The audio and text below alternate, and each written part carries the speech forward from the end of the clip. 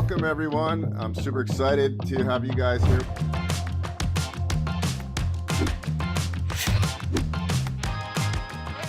We have people from all over the United States, and actually a lot of other countries are tuning in. 50% of your personal service time needs to be spent in the real estate related activity. Currently have 375 wellness-focused, membership-based dog care franchise. That's how you should look. You should be able to have strategy sessions and not just send them your stuff and they don't give you any input.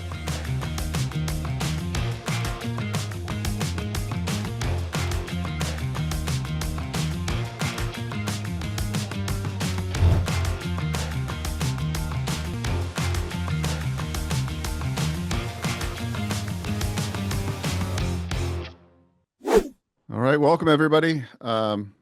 We're going to get started here. I'm going to first go over the agenda for today. Thanks for joining us wherever you're at. It's 9 a.m. here on the West Coast. I know we have people from Canada and people all over the United States and some other countries as well joining us. So that's great. Today's it's called Business Ownership Summit. We do this every quarter. I think this is our fourth or fifth, somewhere in between. So it keeps on getting bigger and bigger and better and better. And really the outcome that I want for everyone is to learn something new and learn about different business models, franchises, vending, business entities, tax strategy, really everything business ownership. So that's really the purpose of Business Ownership Summit.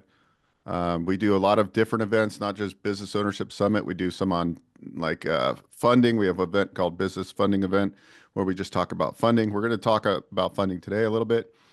So let me give you the agenda for today. We're going to obviously do opening remarks right now, and then we're going to go into our franchise speed rounds where we have the two sessions in the morning. The Garage Floor Company, they're going to kick it off, and then we have At Work, which is a staffing franchise. And then if we have time, we'll do some Q&A there. And then we have Mr. Vinney Chopra coming around 9:45 Pacific time. And Vinney is going to talk about mindset, motivation, staying positive. And he's a gentleman that came here as a child from India with like $7 in his pocket, and he grew a very, very large real estate portfolio. And he's into senior living. He owns residential assisted living facilities, hotels, multifamily.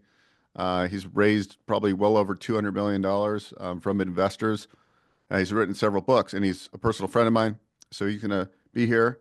And then we have Business Entities 101. We have Cheri Hill from Sage International. She actually does a lot of my business entities structuring and setup. So she's going to talk about what's the difference between the LLC. Why would you want a series LLC? Why would you want an S Corp? Just high level discussion as you are starting a business or expanding into different businesses. You really want to have a good corporate entity set up. So we'll dive into that.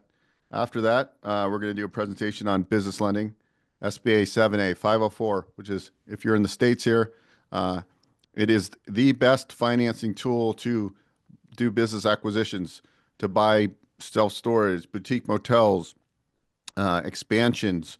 Really is a phenomenal program where you can get very high leverage, very little out of pocket, and you can even fund franchise startups where they'll base it off of the franchise and the projections.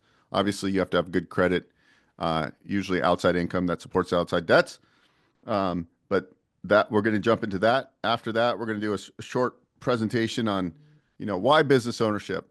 Obviously everybody wants additional cash flow, but there's a lot more to it, like offsetting income, Section 179. We'll deep dive in that for a little while. Then we're going to have you take a short quiz for about 10 minutes. And then we're going to go into next round where we're going to do an overview of what I call a gateway business. It's a gateway business. It's vending. Why vending? A lot of people love vending because they still want to stay in corporate. So we're going to talk about that. And then closing remarks. So essentially, that's about 2.5, 3 hours of time that we'll spend together today. And then anybody who does take the quiz will get a strategy call with me. And that's how I'd like to serve you. So we'll spend 30 minutes together and try to map out what makes sense for you, because everybody's got a unique situation. some people have lots of money, some people have a little bit of money. So what would make sense for you now? Obviously, you're here because you're interested in business ownership. You're interested in creating wealth and legacy for your family. So once again, thank you for attending.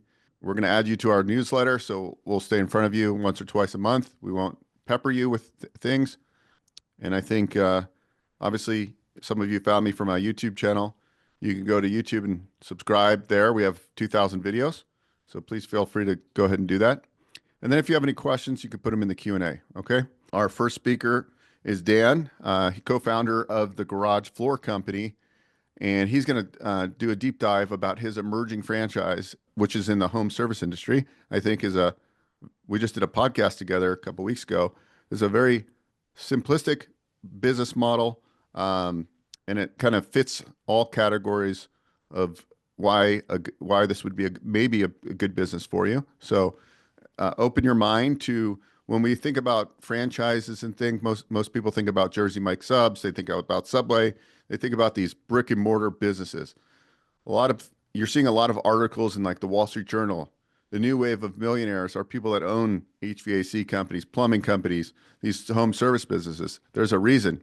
Low overhead and fast ramp up, and it's really, service oriented. So lead generation and being able to fulfill. So you're going to learn right now. You're going to learn from Dan about the Garage Floor Company. Welcome.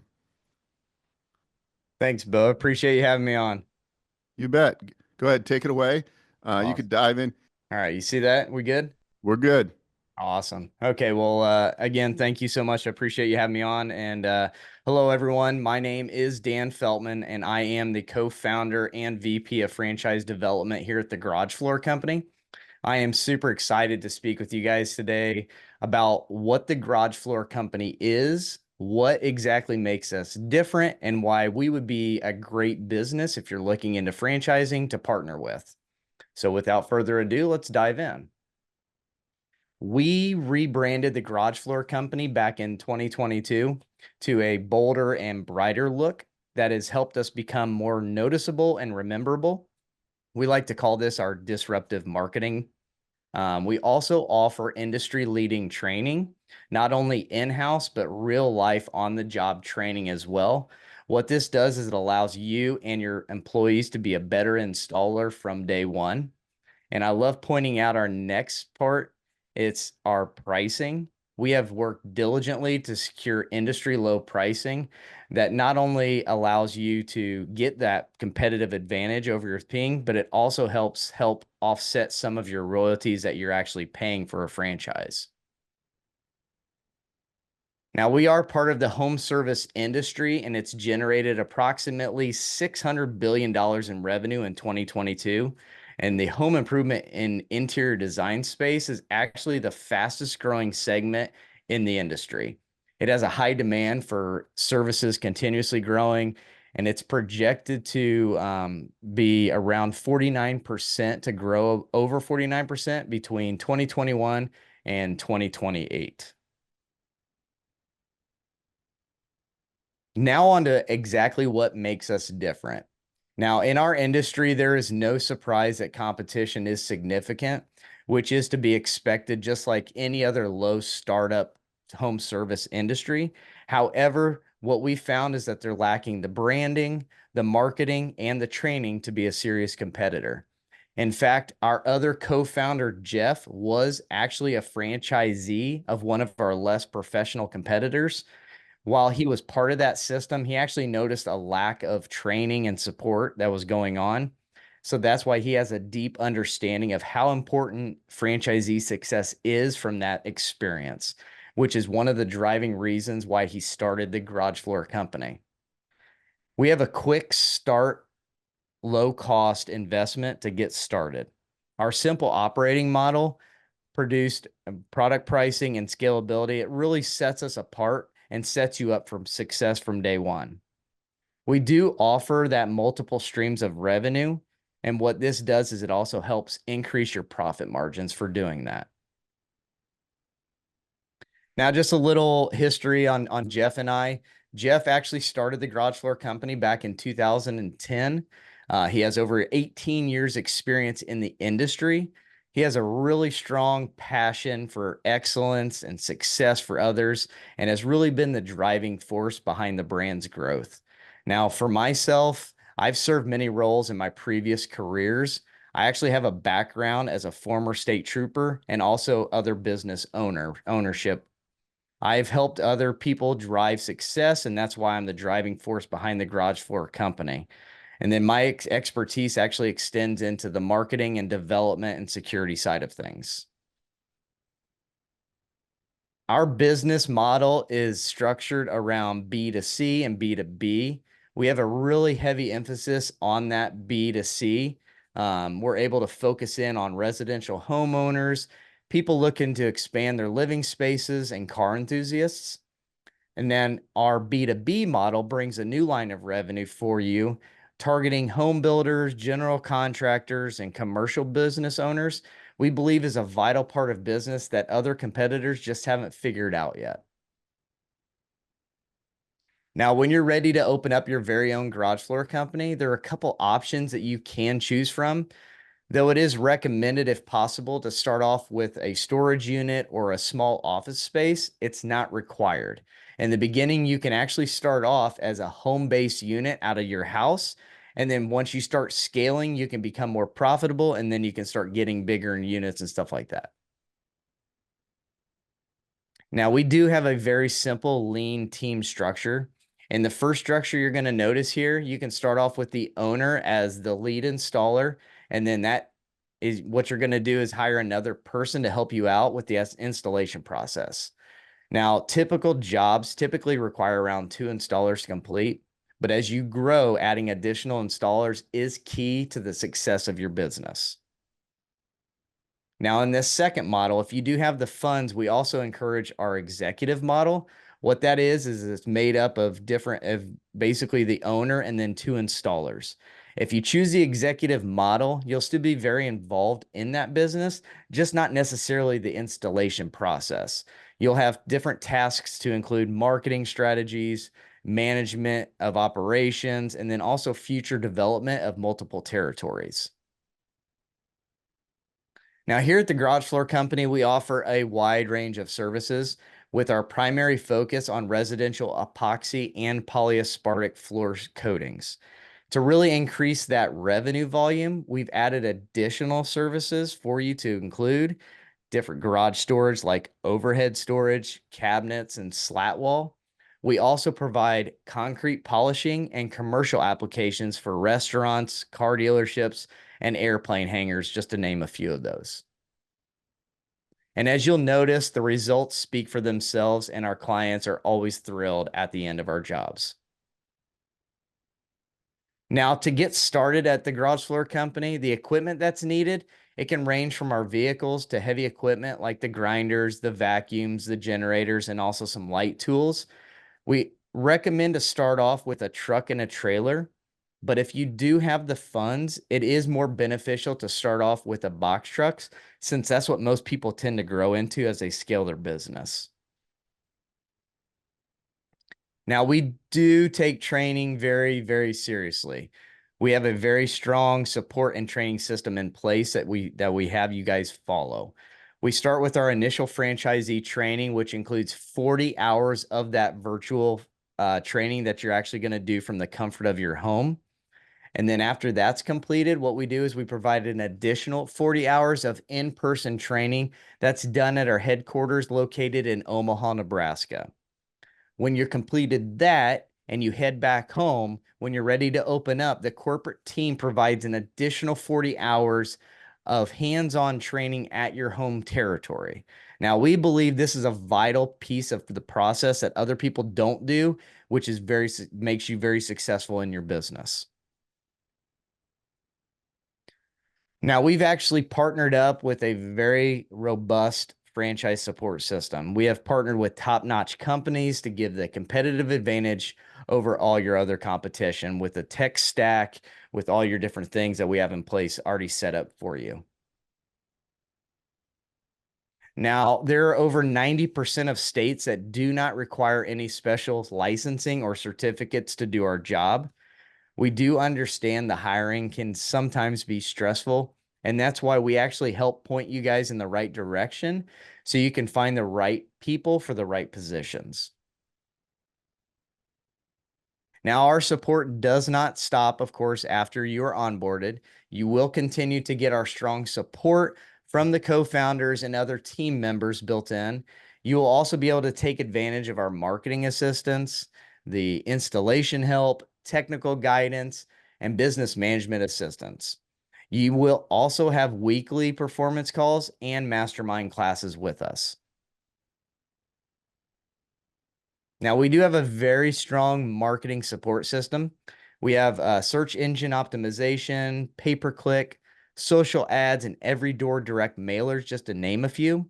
But the one that I'm super excited to announce is our newest and developed and proven system of multiple Google My Business SEO. Now, we currently have over 14 years of expertise operating as the garage floor company. We currently have one franchise location awarded in Nashville, Tennessee, as well as 3 corporate locations. And one of them's in Omaha, Nebraska, one's in Indianapolis, Indiana, and another one is in Phoenix, Arizona. We do have one of the lowest royalties at 5%. And I love pointing this next part out. Since I am a retired state trooper to give back to our veterans, we do offer that 10% off the franchise fee. Now, there is something I like to point out with everybody is our large territory sizes. We have one of the single largest territory sizes that's available in our industry, with up to 150,000 single family households. With one unit, it will run $55,000. But as you buy multiple territories, those tend to come down and you get bigger discounts. So we actually recommend in the beginning, if possible, to begin to purchase those at the beginning so you can take advantage of those discounts as you go. Now, for that single territory investment, it's relatively low. And what I like to point out in this investment range, it really helps jumpstart your business so you can start growing faster. On the low end of just around $144,000, you're able to acquire everything you need to get started to run your own business. Now, we do have a very strong supporting item 19. It's real exciting to be able to show you guys this. For our Omaha location, we actually had a top line revenue of over $860,000. And then they actually produced a gross profit of over $228,000. The Indianapolis location produced a top line revenue of over $275,000. And it actually had a gross profit of over $138,000. Now, the ideal candidate that we're really looking for, if you're someone that has a really strong work ethic, has great communication, doesn't mind getting your hands dirty, has a positive mindset, a great leader, and maybe some sales abilities, we believe that the Garage Floor Company would be the perfect business to partner up with. I just want to go ahead and say to everybody listening and for Bo for having me on here, thank you so much for letting me show you this and considering the Garage Floor Company to partner with. Not only will you be buying a business that you love, but you'll also be joining our team and becoming part of our family here at the Garage Floor Company. So thank you so much. I appreciate it. Thank you. We have a few questions. Let me dive into one. How much does the epoxy flooring have to be maintained? Do we get continued business from those jobs for upkeep and preventative maintenance? Go ahead, you fire back on that. Yeah, so it's pretty low maintenance for the most part. You're not going to have reoccurring for cleanings or anything like that. It's not part of it. It's so easy. The biggest thing that you're going to deal with is having repeat customers. We found a lot of our customers actually only live in their house for about 3 to 5 years.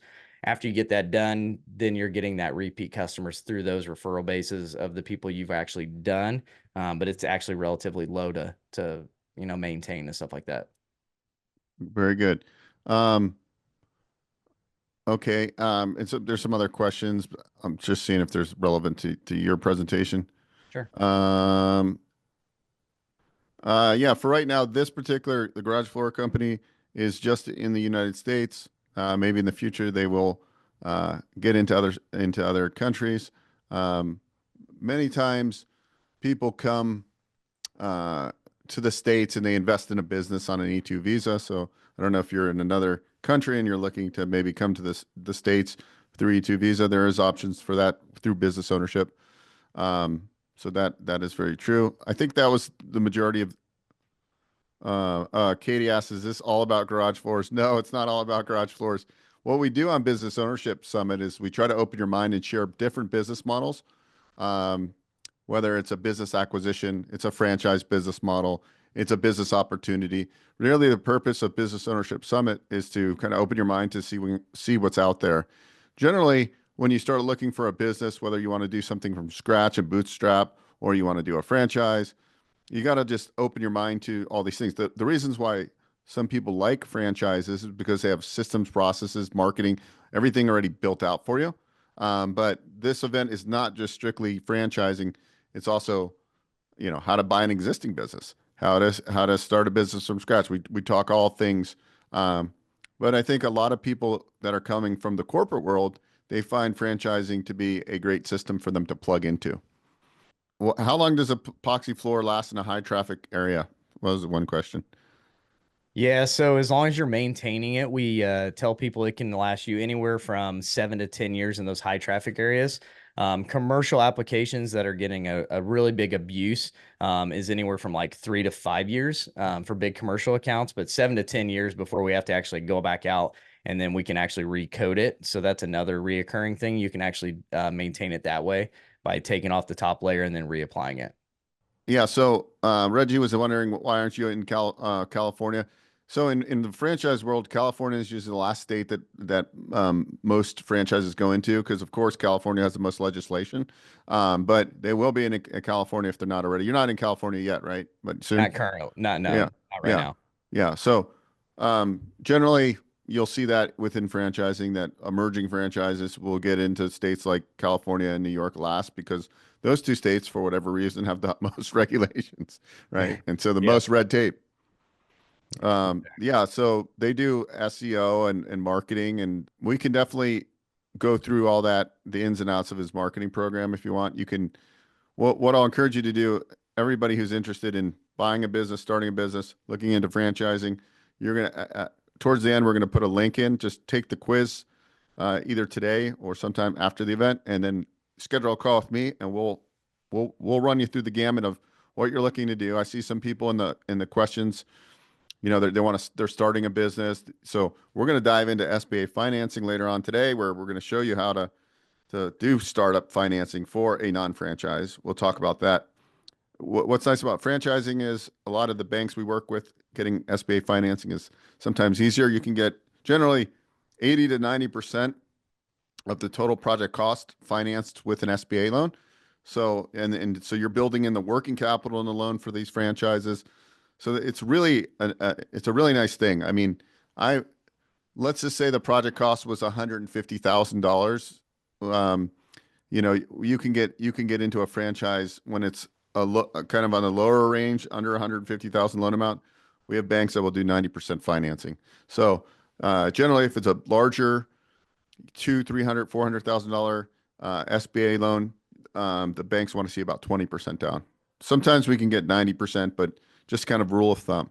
Obviously, you need good credit and a few other things to be able to qualify for SBA financing. But it is a very good tool for startups, for franchise, for expansion. When you own an existing business, let's say I bought a territory here in Las Vegas of the garage floor company. I ran it for at least a year, preferably 2 years. I have good filed tax returns. I can actually get 100% financing with some banks for expansion. So I can go buy another territory. The key with franchising is, one, you're following a business plan and processes and systems, which, in general will make you more successful than if you started something from scratch.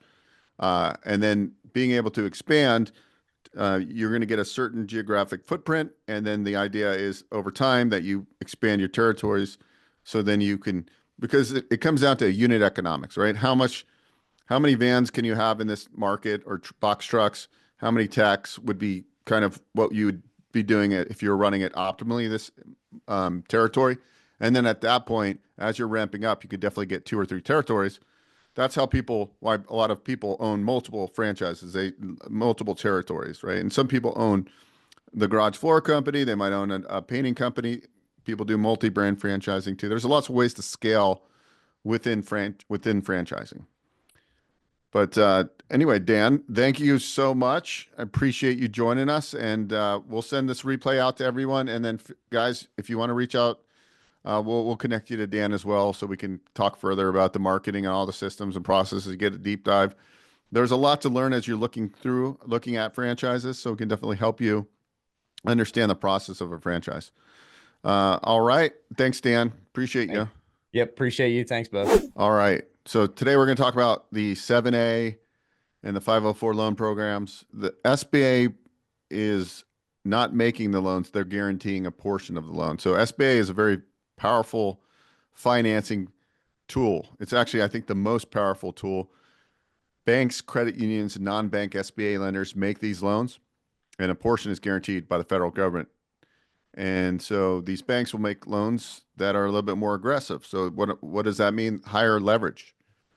You can go and do a franchise startup with no operating history and get up to 90% of the total project cost financed. Generally on these 7A loans, unless there's real estate involved in it, it's going to be a 10-year term based on Wall Street Journal prime rate, which today is at 7.5% plus a margin. And it's usually a quarterly adjustment. So it adjusts with Wall Street Journal prime. Now, that being said, some banks offer fixed rate options. And if there is a real estate component, we can sometimes amortize these loans over 25 years.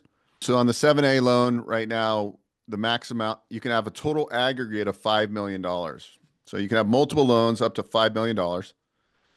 That hasn't changed since 2010. We have a new administrator coming in to SBA. So I believe that they're going to change that. It's going to be probably 7.5 or 10 million, which is going to open up a lot of Main Street businesses, because there's a lot of business acquisitions going on right now.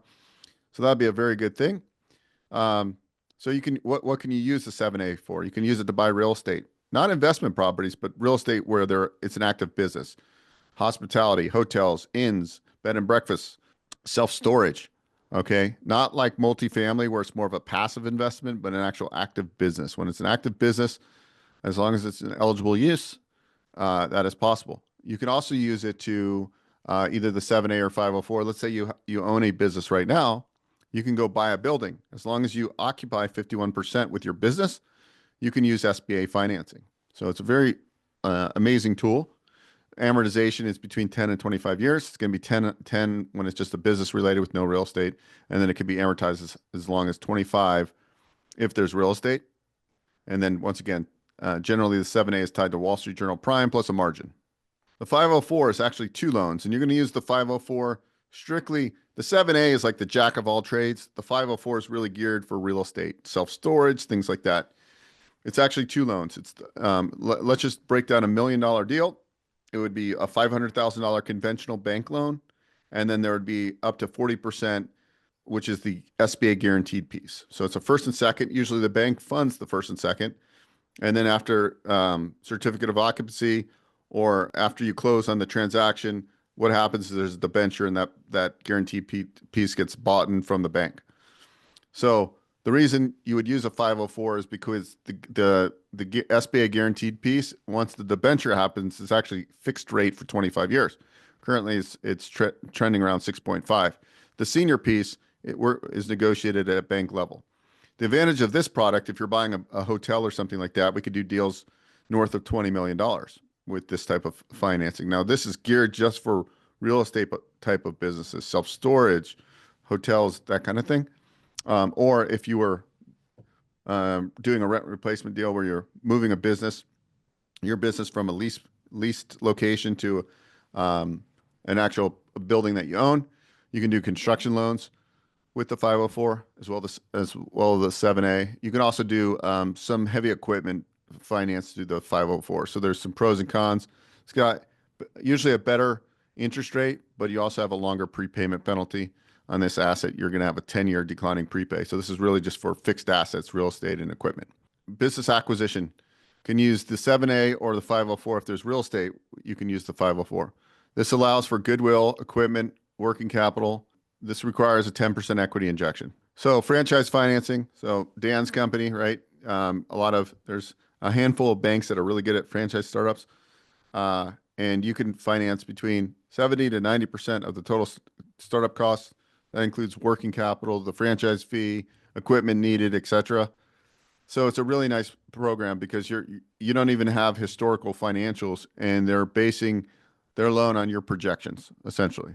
And so there's some caveats to franchise financing, but generally, a lot of people think, oh, SBA, I've heard it takes forever. It's actually a really quick process. With our small SBA loans up to 150, we're able to get deals done in 2 to 3 weeks. The bigger deals usually take 45 to 60 days. And then the real estate deals may take a little bit longer. A lot of that has to do with the borrower getting the paperwork in a timely manner. Business expansion loans. You got the, so if you have an existing business, let's just say I own an HVAC business and I've owned it for 2 or 3 years, and my competitor down the street wants to sell his business, and it's an HVAC, it's in the same NAICS code, it's a classification, same business. I can actually do 100% financing and do what we call a roll-up. You can also do 100% on expansion. So as you can see, you can really utilize your $5 million aggregate of SBA financing into multiple loans and even multiple businesses. But for expansion purposes, it's considered expansion when it's the same industry, the same sector, the same ownership structure, buying additional territory or expanding, essentially, right? You can't do 100% expansion if you are an HVAC company and now you're buying a painting company. It's different NAICS code, so it wouldn't classify. But being able to get 100% financing is amazing. So I'm a CPA. I rent my space for the last 10 years. I can go get 100% financing to go buy a building, furnish the building, and get working capital and get it all financed through an SBA 7A program. Pretty amazing. So 100% financing possibilities. So a business acquisition, let's just say it's a $1 million acquisition of an e-commerce business. I'm just making this up. A bank or credit union or non-bank SBA lender can finance up to 90%. So the bank makes a $900,000 loan, and you got to come in with 10%, 100 grand. Well, that 10%, part of that can be financed through the seller. It's called a seller carrier, seller note on full standby, and they can carry up to 7.5%. So if you structure a deal right, I can go buy $1 million business that's got strong financials for 25 grand out of pocket. Now you got to have good credit. You got to have outside income that supports outside debt, but you can basically go from corporate to doing a business acquisition that has cash flow, and you can close on it for as little as 25 grand. Now everything has to make sense. Now, how does the SBA underwrite? They use what's called a debt service coverage. So we spread the financials of the business you're buying on a business acquisition, existing business. And we average them essentially, and then we make sure the cash flow can support the new SBA loan. It's called debt service. It's got a debt service greater than 1%, 1.15. Generally, you want a debt service 1.25 or better. But that is an amazing thing. The other thing you can do is, let's say the seller doesn't want to do any financing. You can bring an investor partner that owns equity in your new business entity that's buying this new venture, and they can own less than 19%, and they don't need to be a guarantor. So there's a lot of caveats, a lot of cool things that can be done with SBA financing. Now, if there's a collateral shortfall, so anytime there's no real estate involved, there's a collateral shortfall. If loan amounts are over 500,000, we have to look for additional collateral. So just keep that in mind. If you own real estate or anything like that, and I'm making you $1 million loan and there's no real estate in that business acquisition, and you own a primary residence, unless you're in a state like Texas where they have Texas equity law, they would have the SBA guidelines would require a lien to be put on that real estate. Now, if you don't own real estate, doesn't mean we can't get the loan. It's almost like you're a little bit hindered if you got a lot of equity and you're borrowing more than 500,000. So just keep that in your mind. Some people may have equity lines on their houses and things before they apply for the SBA loan, so they can take their equity and use that somewhere else. So here's the case study in writing. million purchase price, 900,000 SBA loan. And then the seller's carrying 7.5% back of that 10% needed for that equity injection. That's 75 grand. That either has to be interest only payments or no payments. It can accrue interest for at least 2 years. The buyer comes in with 2.5%, which in theory could be an investor partner or it could be a gift. But essentially, banks use what's called prudent lending. They're not going to make a loan that doesn't make sense. Like if you don't have an established credit history, you don't have a good a good work history. Although you can structure deals like this, you have to have those compensating factors to make these deals work. And that's what we do. Part of what we do is we help you find the right lenders, because you can take the same deal to bank one and they say no, bank two says no, bank 3 and 4 both would love to do the deal. So by navigating to the right bank is the key of this.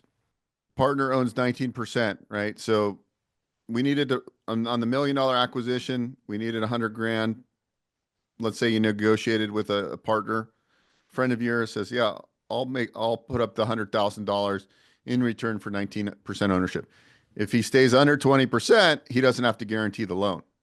So a lot of times now he has 19% ownership. It can't be a loan from that partner. It's actually, he's got to be, or she has to be an equity owner of the business.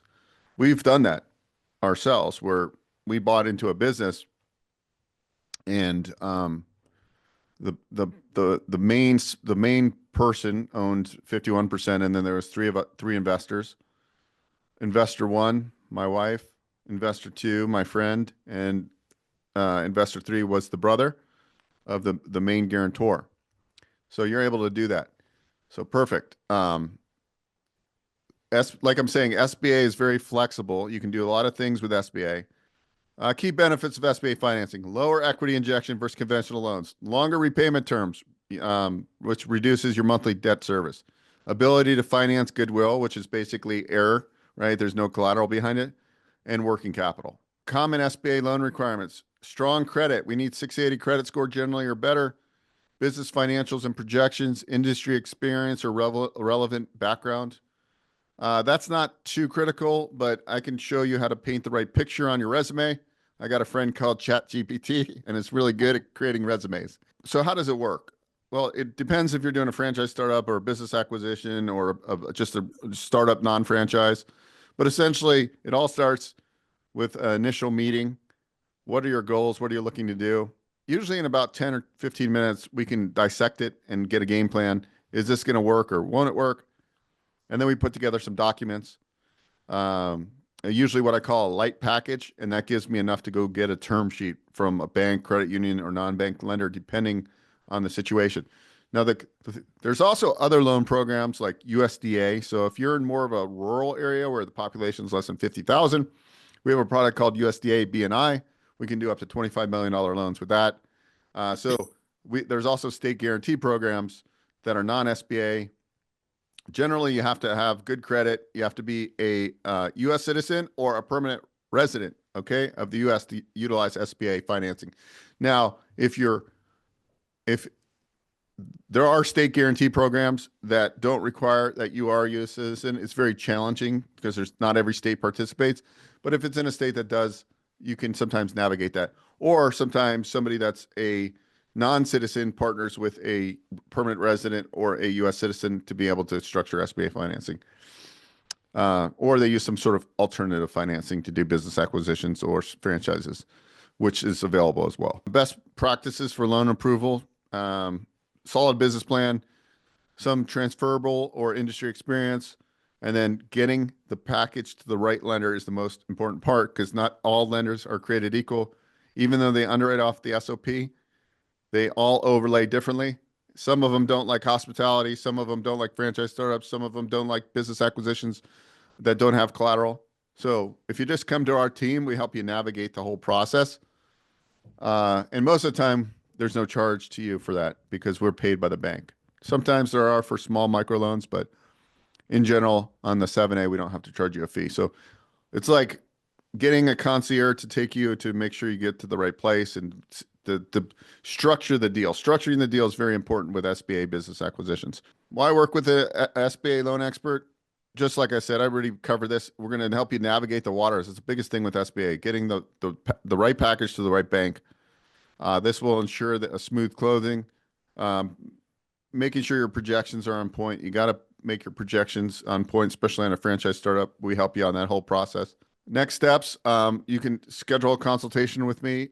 If you're looking for a business, you're going to take a quiz later. If you're just looking for financing, we'll put a resource so you can connect with me as well. Thank you so much. Without further ado, we're staying on course here.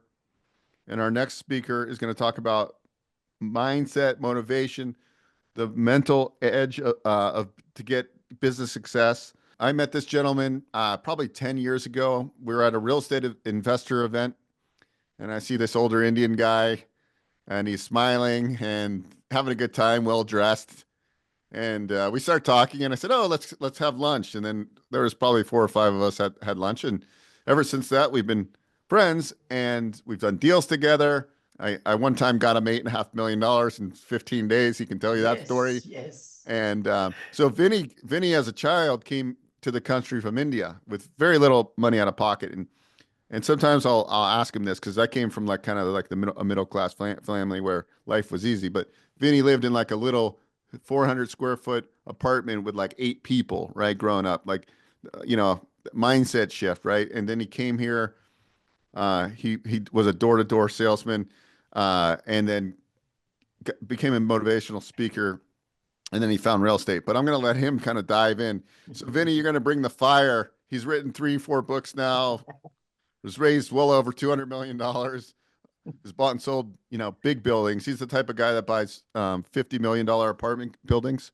So you're learning from somebody very, very sharp. And without further ado, Vinney, why don't you just jump in and... Thank you, Bo. Thank you, everybody joining. Lots of you are joining from USA, around the world. Bo and I were talking. I'm really thrilled to be a great friend with Bo. Bo and I do a show also on Fridays at 9 a.m. Pacific that we broadcast. I would love to show you my screen if that's okay. Yeah, my team put together a really good show for you all. And I hope we could really get into it and get our mindset, because as entrepreneurs, wherever you are and whatever age you are, you always want to be always thinking how to grow portfolio, grow wealth, grow, mind, everything. And not only just in the business sense, but also family relationships and around in the community and so forth. So let's just dig into it real quickly. Who is Vinney Chopra? So let's just go here. I came, just like Bo said, with $7 in my pocket and big dreams from India. I'm a mechanical engineer and arrived in USA, did my master's in business administration. That's where I came to George Washington University, became motivational speaker, real estate broker in 2004, started many companies here in USA.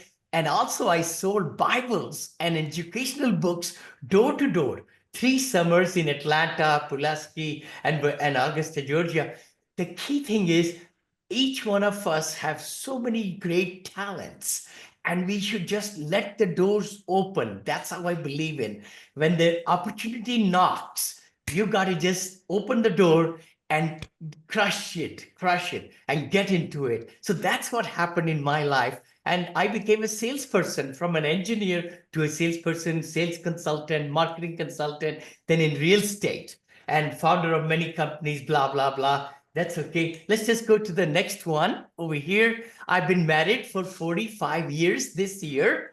With the grace of God, we have 2 children, Neil and Monica. And also I've done over 1.3 billion. What? Somebody coming with $7 in their pocket had some big dreams, and the life took me in different places where I was in single family home. Many of you might be in that sense. Or then we got into syndication.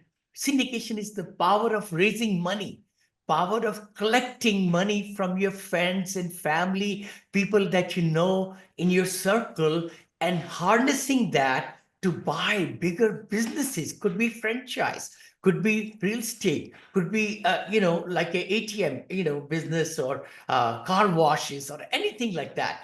Every single company in America and around the world, Google, that's a franchise. I mean, sorry, it's a pulling of the money from the stockholders, all that money to do the kind of things, they are doing, right? So that's what it's all about.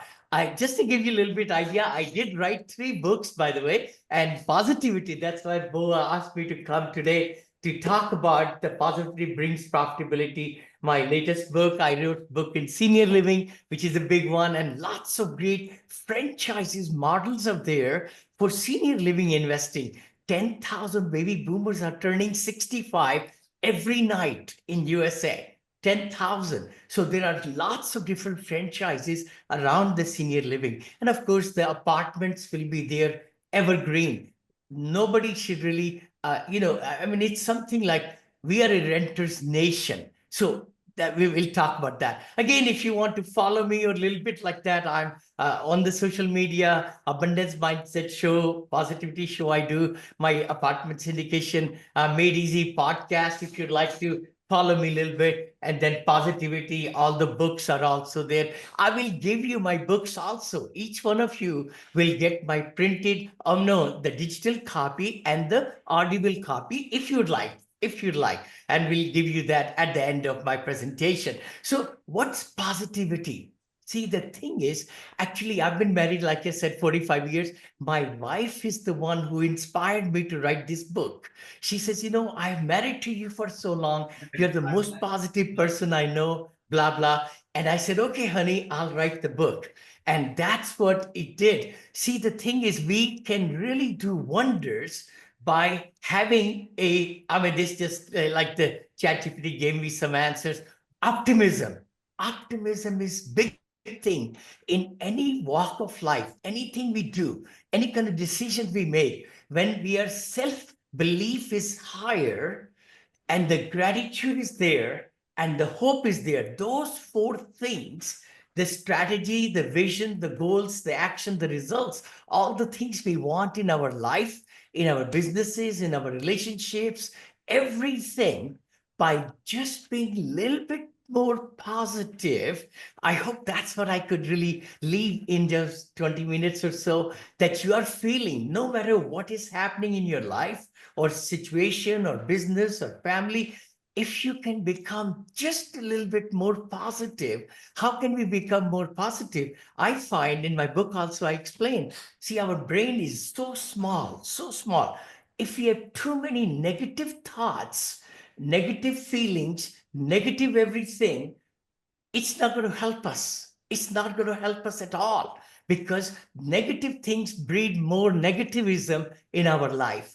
Positive things, what we think, what we change, our actions are what we think. So if we contemplate and put more positive thoughts in our mind, guess what? More and more positive things will be attracted. Law of attraction, law of manifestation says that whatever you're thinking, you're going to manifest. Whatever you are behaving, your the attitude that you have, positive attitude, people around you will like you more. They will like you a lot more. Your company, if you're the CEO or director, people around you will say, you know what? I want to be that guy or girl because she's positive. She's throwing this great energy and enthusiasm. By the way, I'm 72. I'll be 73, 7-3. And I behave like 27. A lot of people say Mr. Smile and Mr. Enthusiasm. A lot of my people, say that. My name also is, by the way, Vinney Smile Chopra. I just smile a lot. But just let's go to a few of the slides that we put together. The neuroscience of positive thinking, it is totally there, totally there. I mean, people ask me now, Vinney, how do you always look at positivity, the silver lining on the dark cloud? We always have heard about that, right? But it's up to us, totally up to us, how we want to look at situation. No matter how bad the situation can be, you could take a positive spin. You could just breathe, just breathe, long breathe, deep breathing. And then you say, you know what, this bad thing happened in my life, or something, whatever happened, or situation, or we lost money, or whatever happened. Take a breath. Then we go back and say, okay, how can I get out of this situation? How can I take a positive spin on anything negative happening in our life? That is the main thing. In what I see is that in my life, and maybe yours too, when something comes in your lap, good, bad, ugly, it's bound to happen. It's there. It's there in our life. And that's why I like to say, maybe even go over here. This will be really interesting. If I may, I'll start this year, kind of show you. On my desk, I keep this hourglass. And what it is that, see, this is the future right there. This is the future. The future passes through this right there, present, and this is the past.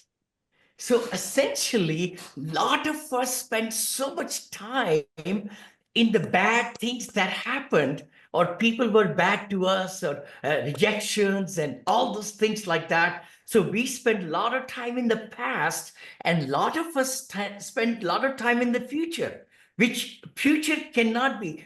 I mean, a lot of us say that, future will be so bad if I did this or that, everything is going to go haywire. Not really, not really. The key thing is, if we spend time in the present, that will take care of the future. And let's not spend too much time in the past, because past brings negativism. We should just learn from it, the failures, but then the present is the one that we can fix that. And let's just go a little bit more then into, again, I'll share again my presentation. So essentially what we are saying is, hormonal balance and neuroplastic changes once you start becoming more positive, more positive.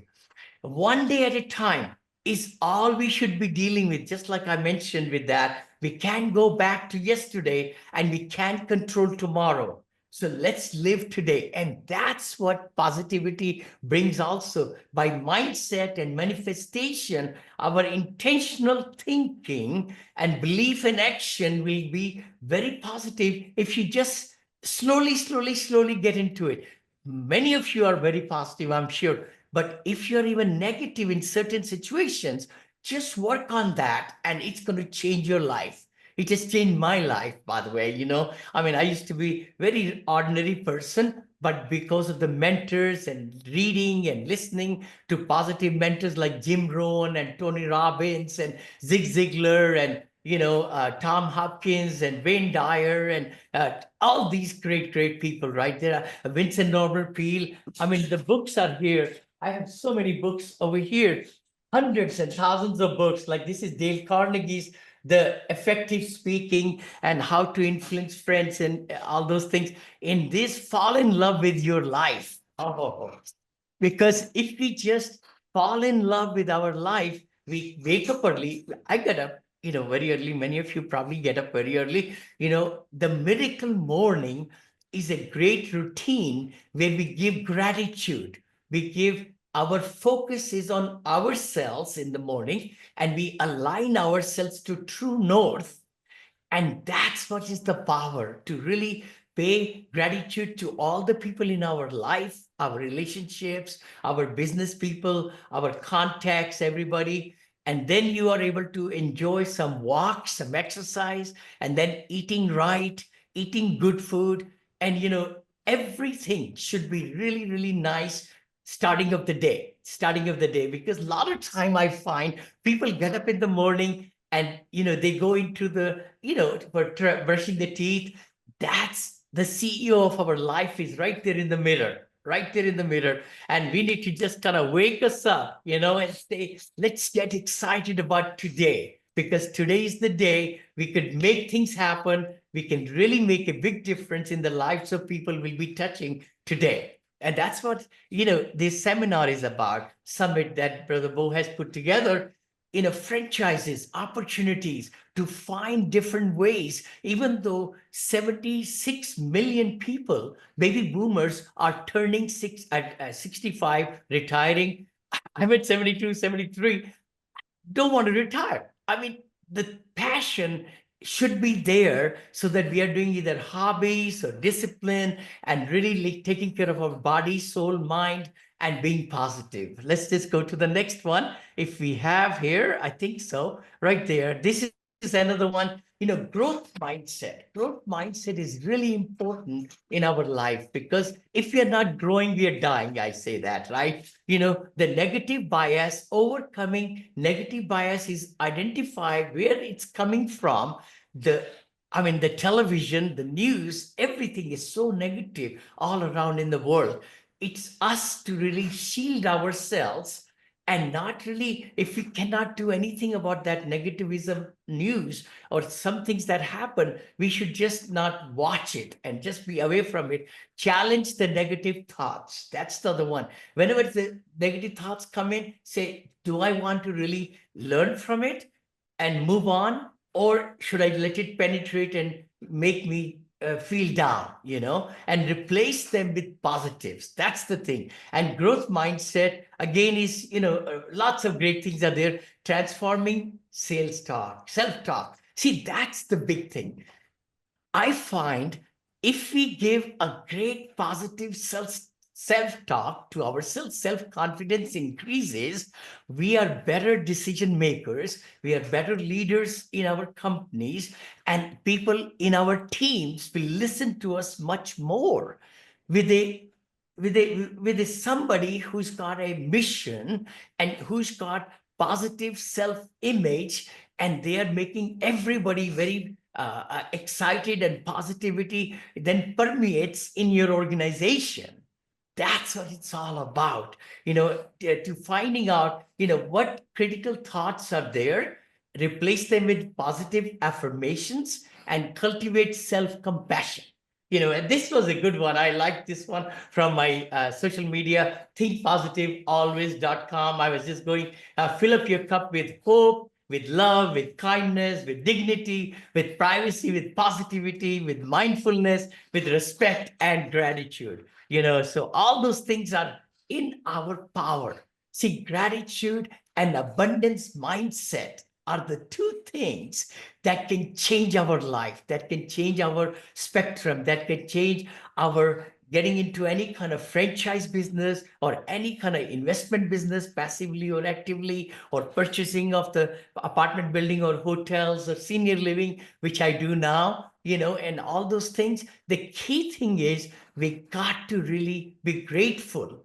Gratitude is a big thing, and abundance mindset, positive thinking, and big thinking is really big. We can practice gratitude, shift your focus, and give back to the society. Let's see here. I would love to answer some questions to visualization. Goal setting is amazing. It's amazing how positivity can bring empathy and kindness and open communication with relationships. That's the big part. This life is such that we're not alone. See, in our organization, business, we got business team members and everything, but our relationships with our family and, spouse and loved ones, and then children, and up with, parents and everybody, it's just a big thing. Oh my gosh. Oh, they put it over there. Positivity and leadership. They put me on the side. I smile a lot, as you can see, and smile. I think my team put it. I know they got me that tie. They say, Vinney, you smile a lot. You got to wear that tie. So positive vision, empowerment, positive communication is huge. And guess what? I put it here, brother. Bo shared this with me, I think yesterday or day before. So Bo and I have been together for last 10 years. And it's been such a positive influence that he's brought in my life, and hopefully I've brought in his life. We have given many presentations in small groups. Locally, I live near San Francisco in Danville, California. And this is in Walnut Creek, I think. And Bo has been just a leader, always, to put these business. And we do the show also, Vinney and Bo show. I don't know if my team put it there. Oh, this is my lovely wife, my inspiration. The wealth creation comes with abundance mindset, with value creation, and with financial literacy. See, a lot of people think that, oh my gosh, I want to really invest passively, or I want to buy a franchise. You got to dig into it. Just become a student of whatever where you really think your mind is right, your experience and everything, and go to the next level. Go to the next level, because you will reach that. You will reach that peak. Positivity and health is there, and we could just go. I think we have about maybe 5-10 minutes left. Hey, Vinney. Positivity. Hey, brother. Yeah, go ahead. Yeah, I was wondering, can we have Nick come up, and then can you join me for at 10:45? Can you join me at 10:45, or because that's Nick got No, his- actually, I can wrap it up if that's okay, because I have to be in the car. Oh, okay. Kanchan and I are going. Yeah, we are leaving just Okay. now. So that's right there. I just wanted to say thanks everybody for giving me this opportunity to talk to you. Again, please embrace positivity, make conscious effort to cultivate more positive outlook in life, practice gratitude, and share positivity. And you may like to follow, if you'd like to reach out to me, Brother Bo can get in touch with me. Oh, my books are here. I'd love to give you all the books. You could just go to vinneychopra.com and free book. So in this free book, you'll get all my books and all the socials so that you could follow me and all that. That's it. So they're also on Amazon. Thank you, Bo, for really giving me the opportunity, brother. Yeah. Thank It's you. been That was such awesome. Without further ado, Nick, you're on. With At Work, we are a staffing and recruiting franchise. We focus primarily in the light industrial, clerical, and professional services industries of the wonderful staffing and recruiting industry.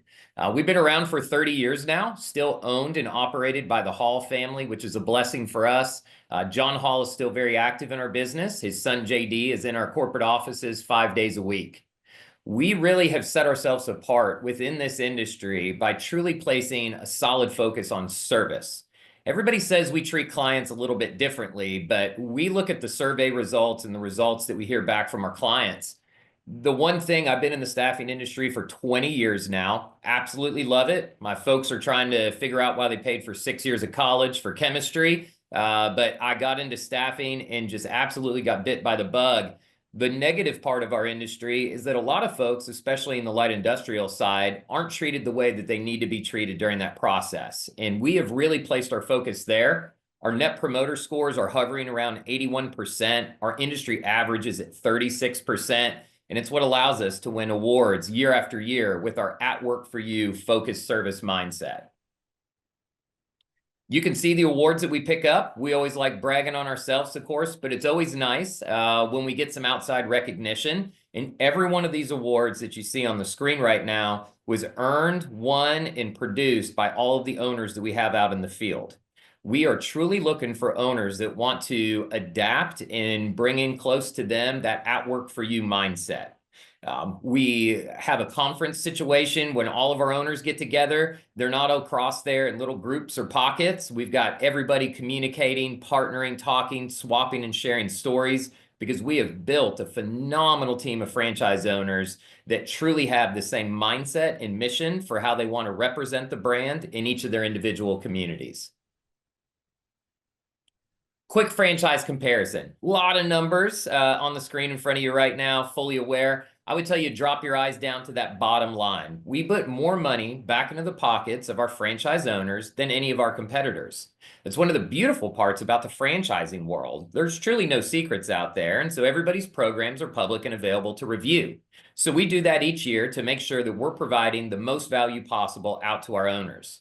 Now, we do this while still providing you every single feature, function, and piece of support without taking anything off the table.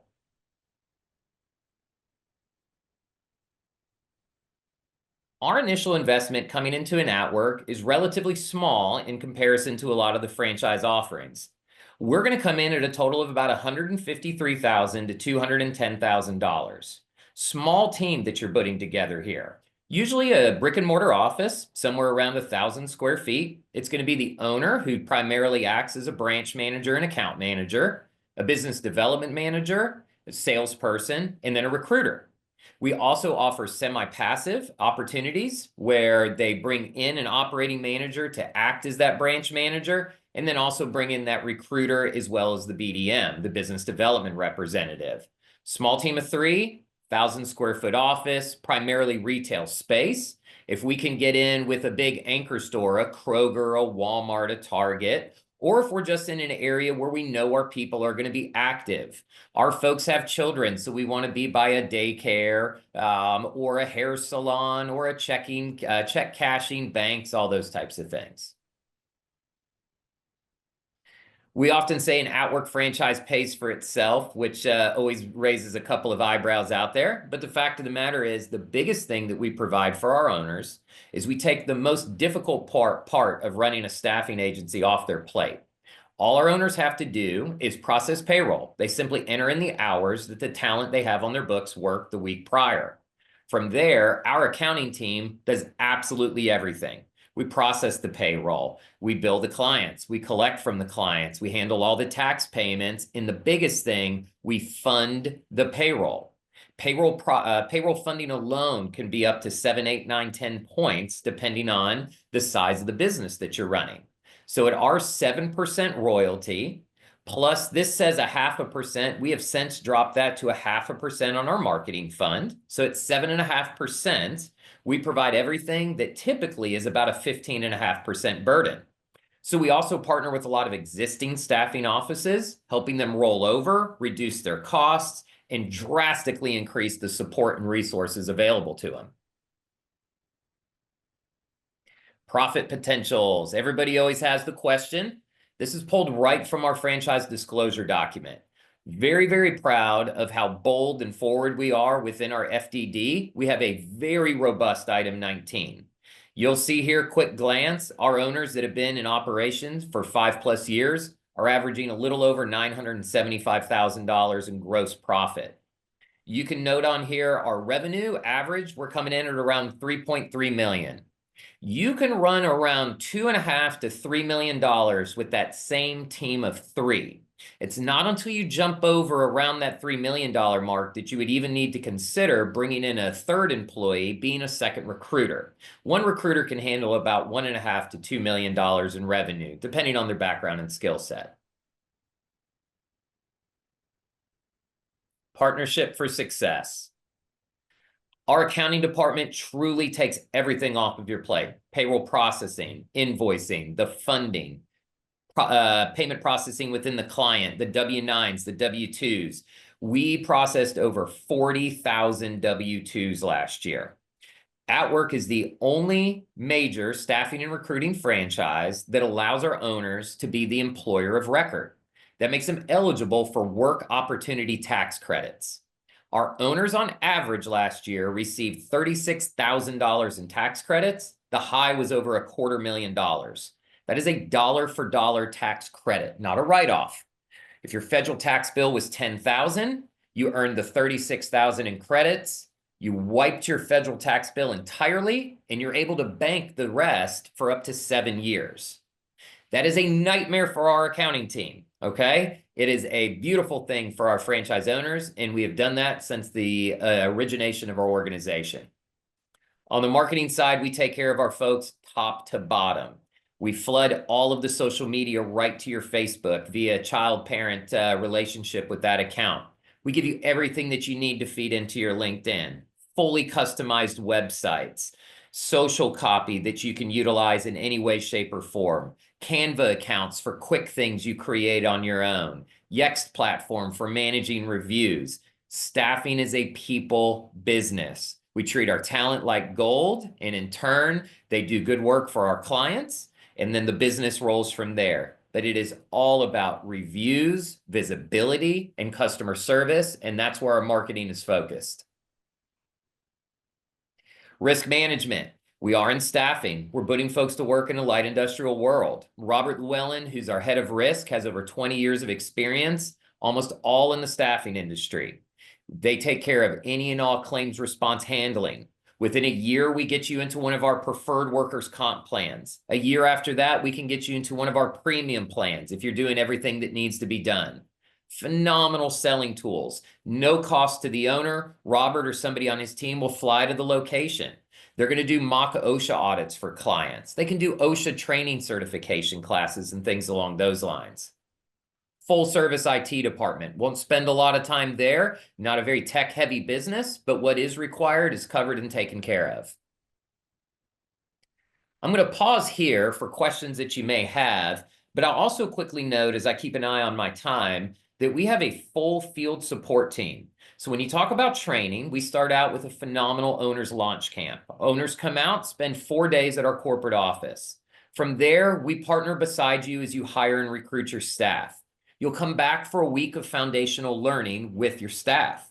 From there, when you go back to the office, within a week, we have a dedicated individual that is going to come out and work with you in the field in your office. We combine every layer of training that's available. You have self-study, you have e-learning, you have guided online live training, you have classroom training, and we wrap it all up with field training.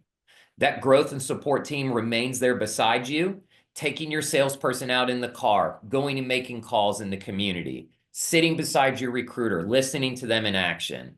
Big sale opportunity comes up, reach out to these folks. They help you negotiate contracts, package things up with the power of Outwork behind you. We've had an opportunity this year to grow by almost 40%. We've primed for the growth with massive investments, increasing our field team size by double. We've brought in new software to support our owners as well. And could not be more excited for the growth that we look to see as Outwork as a whole, as well as the staffing industry. I really can't thank you all enough for your time. You see contact up here. Eric McLaughlin is our head of primarily working with all of our partners like Bo. Myself, I'm always available as well. Love to answer any questions that you have. Love an opportunity to sit and visit with anybody. The staffing industry is a little bit more complex if you haven't been a part of it. But I promise you, if you give us 30 minutes, we can get you run through and would love the opportunity to do so. Bo, can't thank you enough for a chance to come on and visit. Our next guest, I met her many moons ago now. She's known as the Wealth Protection Diva. I was referred to her because I was looking to set up a business entity. This was probably, I don't know, 10 or 12 or 13 or 14 years ago. Maybe longer than that, actually. I think it was like 2010. 20, Bo. Yeah, It's been a long time. Yeah, it's been a long time. So, Cheri Hill is here, and it's very important. So, I've been in business for well over 20 years, and common questions: what type of entity do I need to do an S corp? But what's a LLC or a C corp or a series LLC? Or hey, I'm opening this type of real estate business, or I'm opening this type of active business. Well, there's no better person than Cheri to kind of give you a business entity 101. Obviously, she can't answer all the questions.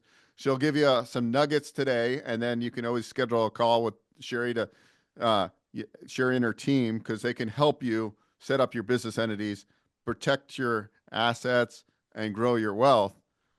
Because having a right business entity is very crucial for doing this and to getting business credit and all that kind of stuff. We're not going to talk about it today, but if you have the right business structure, you can get business credit in the name of your business, not just you personally. So there's a lot of value in opening businesses, not just taxation. So go ahead, take it away, Cheri. Thank you so much.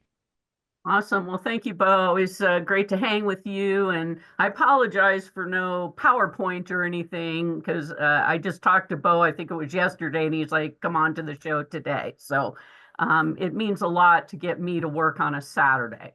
So thank you. But welcome, everybody. My name is Cheri Hill. My company, Sage International, I founded it in 1993. And so this is my world, forming business structures. So back in the early 90s, LLCs didn't exist, series LLCs didn't exist. And so I have, for the past 30 some years now, really been working with small business owners, a ton of real estate investors, anyone really ready to step into the entrepreneurial space. And so while I love what Vinney was talking about, positive mental attitude, all those things that you really need as a business owner, I always say you had to have been born with two guts, because there are many years where it's fabulous, and then there are years where it is really a challenge and you have to question, am I doing what I'm supposed to be doing? And those are all, I've lived through all of it. What makes our company unique is not only do we form all the structures in all 50 states, but tracking along with all business owners, because I too am a business owner. So everything you are going to experience or need information or help or whatever on, probably have already answered those questions. I figure to this date, we've probably formed over 50,000 companies across the nation. I've answered well over 1 million questions. I've asked many, many more millions of questions. And really the key is that whatever business that you're going into, whether it is small business, whether it's real estate investing, franchising, you name it, the most important thing is that you have the right structure in the right state, taxed the right way. And so when people say, well, I can be a sole proprietor, why do I need an entity? Today, we talk mainly about LLCs. Obviously, they're all the rage, have been for the last 20 years. And the number one reason is as you start to create wealth, the reality is that there are a lot of other people that want your wealth. And what I mean by that is that there are going to be attacks on your assets that are going to come from every direction.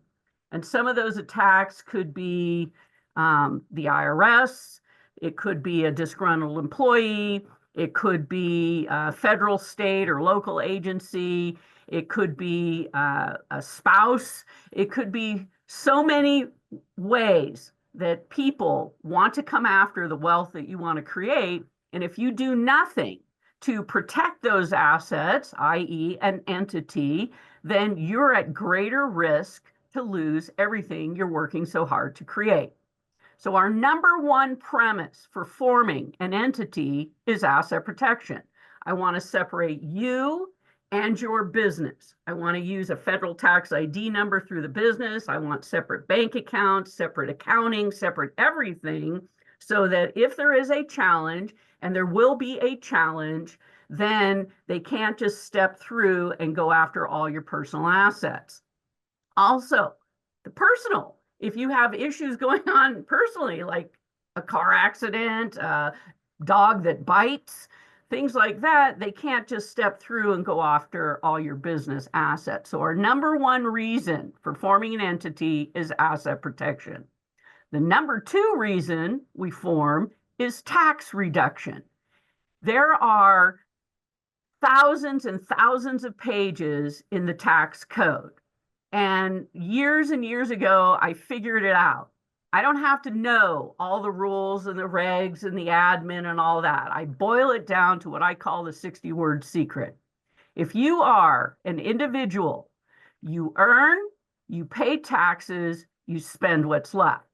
If you're a business owner, you get to earn, spend, deduct, and then pay a tax on what is left. So my soapbox for decades has been the only way that you can effectively reduce your taxes is you have to start a business. I don't care if it's a home-based business. I don't care if it's real estate investing. I don't care if it's an industrial or you take it public. There is no mechanism for you to reduce taxes unless you have a business. The third reason that we use entities is we have to look to the future. So in other words, exit. Things happen, estate planning. So I call them the 3 arrows of challenge. So first is asset or liability exposure, second is taxes, and the third is estates, taxes, and probate. So without tools like trusts, LLCs, foundations, nonprofits, whatever, you are not prepared to deal with what's going to hit into the future. So I call this your foundation of freedom. So now we know when you talk to me, the questions I'm going to ask you is, why are you starting your business? What's going to be your revenue stream? How are we going to effectively reduce your taxes? How are we going to make sure that you're protecting all of these assets that you're trying to create? And then educate you on what does that future look like. People come and go in and out of your business. People get disgruntled, people die, people get become disabled. There's a lot of reasons why the structure of your business is going to change. And so you have to be prepared for that as well. So let's start with, I won't spend tons of times on the corporation, even though I, Sage International Inc., have been a corporation for 30 some years because we didn't have LLCs. But corporations are really fabulous if you're going to build a business that's going to have a lot of employees, where you want to be able to offer benefits. And a C Corp is the only entity that is not a pass-through for tax purposes. So in other words, my company, Sage International, I have been a W-2 employee out of my own business for 30 years. That means that I take a salary every month. The company pays for all my medical, dental, and vision. It has set me up with retirement. It has provided my vehicle. It pays for my insurance, everything I can write off in this business, I do. And I personally am not on the hook to report and pay any tax due. And I have a great story around that. So I'll share that very quickly. So when we first started Sage International, we're about 3 years into the business, and a gentleman came to us because my dad was out speaking at a big workshop. And after he spoke, this man came running down the aisle and said, Al, in all the years that I have been doing my business, no one has ever said anything to me about asset protection. And so that gentleman was Robert Kiyosaki. This was before he wrote the book, Rich Dad, Poor Dad. So Robert came to the office. We got him all structured. He's our client. And basically said, Cheri, I'm going to write a best-selling book. I'm going to put you in the book because what you guys did for me, the rest of the world needs to understand. So he put us in the book, Rich Dad, Poor Dad, put our 800 number and a reference to our best-selling book, Incorporate and Get Rich, in that book. And the next year, well, it was funny because he said to me, Cheri, you need to be ready. I'm like, Robert, you're writing a book. What do I need to be ready for? I wasn't ready. So what happened is we went from about maybe $300,000 in our third year of business. The next year we clicked well over 4 million.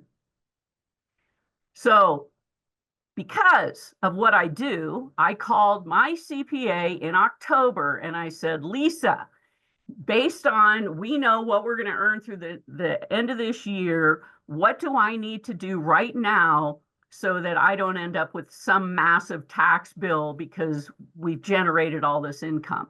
So gave everybody raises, we funded pension and profit sharing plans, we bought all new equipment, and let me tell you, we had one hell of a Christmas party. You know what I wrote a check to the IRS for?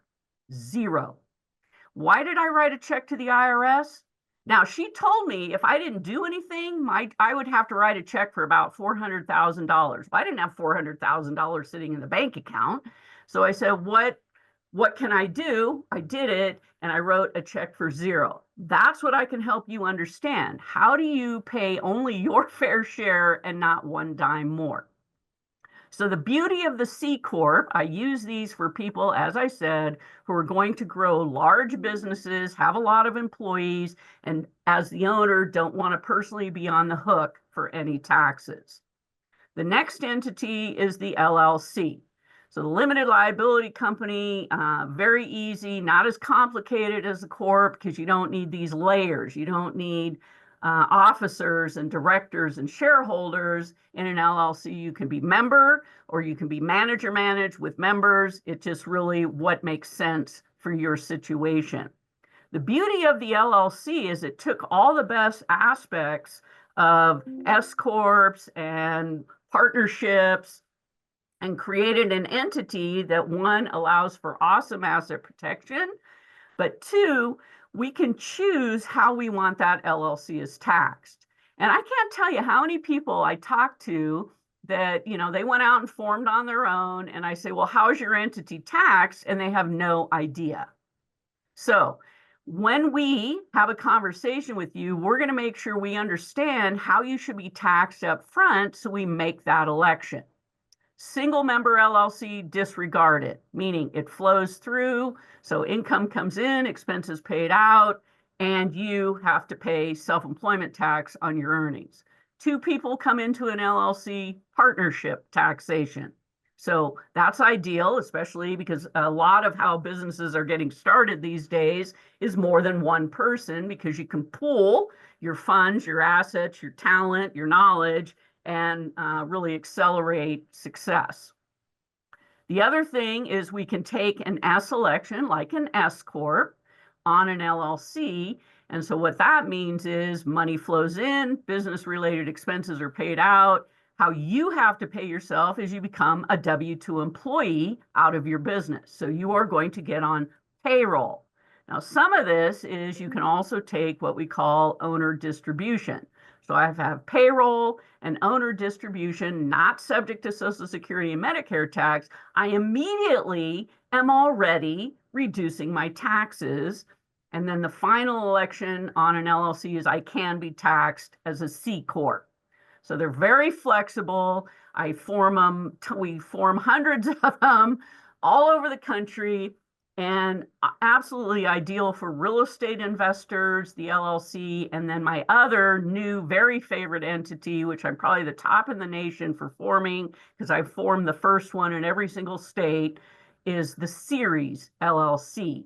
And those are ideal for real estate investors because of the internally within the statutes and the documentation, we have eliminated this need to have multiple LLCs for all of your real estate.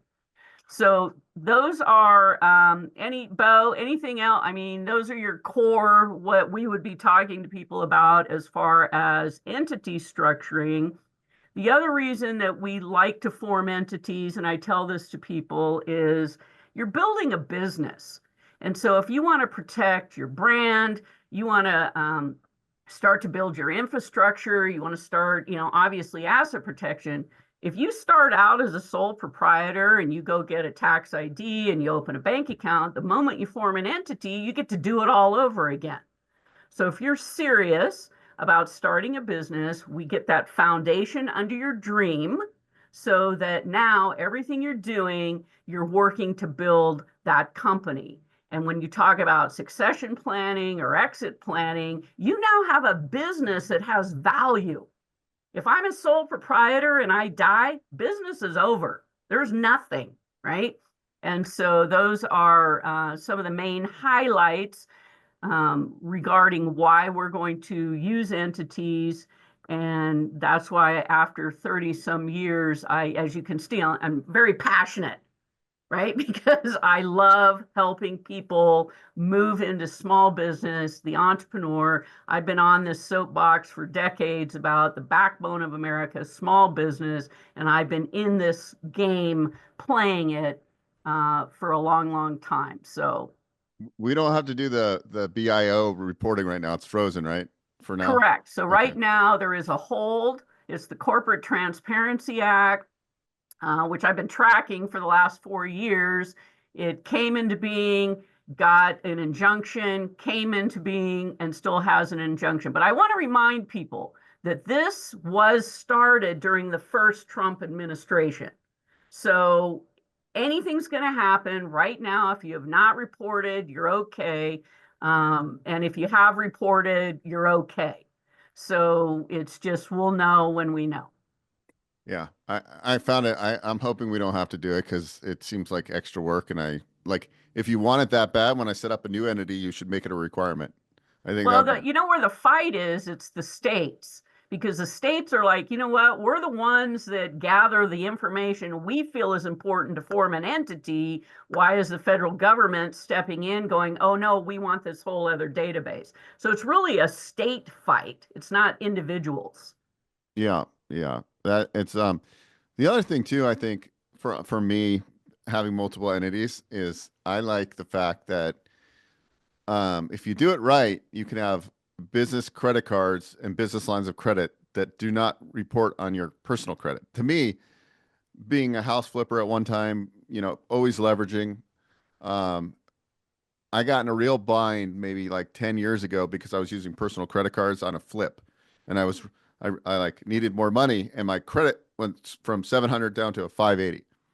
So now what I do is with my multiple entities, I have different lines of credit. And when I use those, it doesn't report on my personal because it's business credit. Now you have to have a good credit profile, but that's how you're able to get it where they're like, yes, even if you don't have operating hit. So I can go into a bank with a new formed entity and I can get $20,000 or $30,000 line of credit pretty easily. So to me, that's like perfect because then I can start the business. I'm not using my personal credit because everything in life is now tied to your credit score. You can't get a house loan, you can't get a car loan, or if your credit's dinged, you're paying way more in interest. So if you play that game, I like to build credit in these entities. I think that's just like another huge value proposition because then you're protecting. You can even eventually, when you have a established business that's established enough, you don't even have to personally guarantee the debt in the future. So I think that's also a beautiful thing too. So, Bo, let me answer some of the questions people are asking, if you don't mind. Sure. And so, if you have a sole proprietorship, do I have to complete the BOI? No. This is for LLCs, corporations, trusts, things like that. Other questions, do you recommend a holding company outside the actual LLC for the business? So here's my answer to everyone. When should I start an LLC? What should my structure look like? How should I be taxed? All those kinds of things. This is why I talk to every single person that calls me. I need to understand, what are you doing? Where are you doing it? How many other people are involved in this business? What kind of structure? So let me talk about strategy for a moment with regards to asset protection and how many entities do you need. Everyone is unique. Your situation is unique. And until I can ask you my questions, I can't answer all those questions because I don't like to give blanket general. Everyone should have this. I used to, for years, go out and speak in all these big real estate seminars. And as you know, back in the old days, all the promoters wanted a piece of the action, and they wanted me to show up with a silver suitcase full of asset protection strategy that I could sell to the audience. And I said, no, I cannot do that because the strategy for someone in California is completely different from someone in Florida or New York or Kansas or Nevada. And so I encourage folks to reach out to me, let me help you, because as I said at the beginning, I'm going to put you in the right entity, in the right state, taxed in the right way. Your strategy is going to morph as your business morphs, right? So a lot of times you may end up saying, oh, I'm going to franchise. Now I got to do work in other states. What do we got to do? Or I'm done with this entity. I need to close it down. What do we do? Or I'm a real estate investor and I happen to be in a state that has series LLCs, then I'm going to help you understand what that entity is and why it's my tool of choice, but not every state has them. So what do we need to do? And so I hope that answers some of the questions. I know somebody wants me to talk about the series LLC, but it's really an entire show within itself, right? And I love them. So should I put your website in the chat so people can go? Yeah, you can do that. And how do we contact you? You can call my 800 number. I have a free 30-minute consult. Your ballpark charges, minimum is you're going to pay, again, depending on what we're doing. If I was to form a new entity, you're going to pay somewhere between 900-ish to, could be if it's Texas, over $1,200 because the state fees are different in every state. We are hugely reasonable. My goal is I get you structured correctly right from the start so that, but let me just say this. If you can't afford to pay for the right foundation, then sometimes, and I can tell by conversations, people are in failure before they already begin. And so realistically, you've got to anticipate in a startup, you're going to need not just my fees, but how to open a bank account, if you need a business license. I mean, minimum is you've got to be prepared with, having some cash in your pocket to get this business launched correctly. Yeah. You got to be ready to start a business, right? Yeah. Like a lot of people like set up an entity without even knowing what type of entity. And then it sits there and collects dust. So when you're ready to start a business, you have like the funding to do, right? Cheri's the resource I've been working with for, I don't know, 15 or 20 years, long time, it seems like. But it goes really quick when you own lots of businesses. Yeah. Now let me answer, because there's someone that's upset that I'm not talking about a general partnership.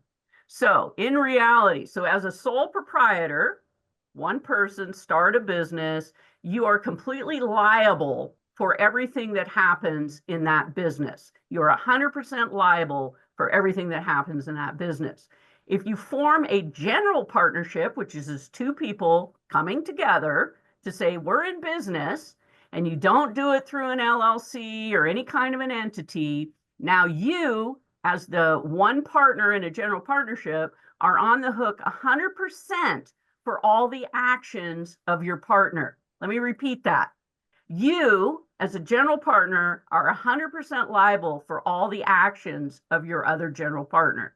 So I think general partnerships are the worst, to be honest. So anonymous attendee, I'm sorry, but there's no reason to operate as a general partnership when we have this fabulous tool called an LLC, which is immediately going to put up a wall for liability.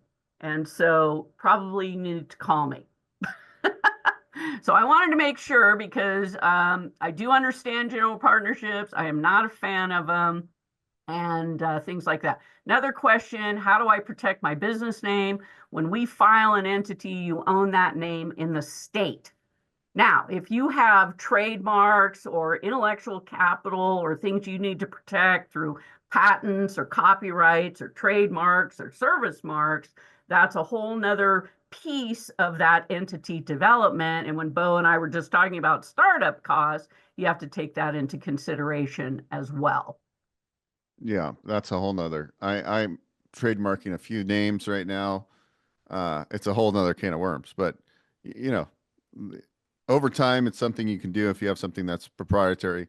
Like, more and more IP is important. Like if you're creating your own, let's say you're creating your own brand of a business and you want to franchise your business, you're going to want to trademark and do all that in the future. But first thing is get the right business structure, set it up, figure it out, put everything in the right pieces, and then also keep track of your minutes and that's Cheri is extremely good at reminders and making sure you pay the state so you don't lose the protection. So let me talk about that, because and you're putting my contact info or 800, my email. Are you putting all that in the? I have your website in there and your 800-254-5779 number. So that should answer that. So let's talk about just that. So people start a business, we form the entity. Now remember, I do all 50 states, so we're a commercial registered agent in all 50 states, which means we handle all the annual filings, we handle the annual reports, we do minutes, we do everything you need for that entity. You need to dissolve it, amend it, foreign qualify it, whatever, we do all that work. This is where people get in a lot of trouble. So somebody forms an entity, an LLC, they put a piece of real estate in it, they don't pay all the annual fees, and now that entity can get revoked by the state. And in order to get that real estate out of that LLC, they either have to pay all the back fees and everything that's gone on with that, or they can't move the real estate out of the LLC. I see this all the time, drives me crazy. And so it's like, if you're going to have an entity, treat it like an entity. Annual minutes, annual reports, separate bank accounts, separate accounting, all the things that you need to do to treat it like the separate legal entity that it is designed to be. And if you're not going to use it or you're done using it, let us legally dissolve it. because now you're informing the IRS, the state, and everybody that you are out of business. Nobody ever talks about corporate identity theft. This is another issue. You let these entities just languish out there. People can easily find out what's your tax ID, what's your company name. I just had this happen. Guy didn't renew his company name for like 3 years. Somebody literally came in and took that same exact name. And now those people that had it, built this company for 7 years, no longer have that business. Somebody new has this business under that exact same name. That's corporate identity theft. That's crazy. One of my friends that used to be the host of Bigger Pockets, he had an LLC, and somehow it was a Florida. He owned like 40 houses in the LLC, and somebody took identity, and like it cost him hundreds and hundreds of thousands of dollars. I guess there's some kind of loophole in the Florida, like that some thief Well, was people able. can just go out and file stuff. So let me talk about what is a commercial registered agent? Us.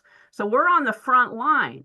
So anything happening in that entity in any state, we're the first to know. Anything that needs to change within your entity, members, managers, addresses, we are the first to know.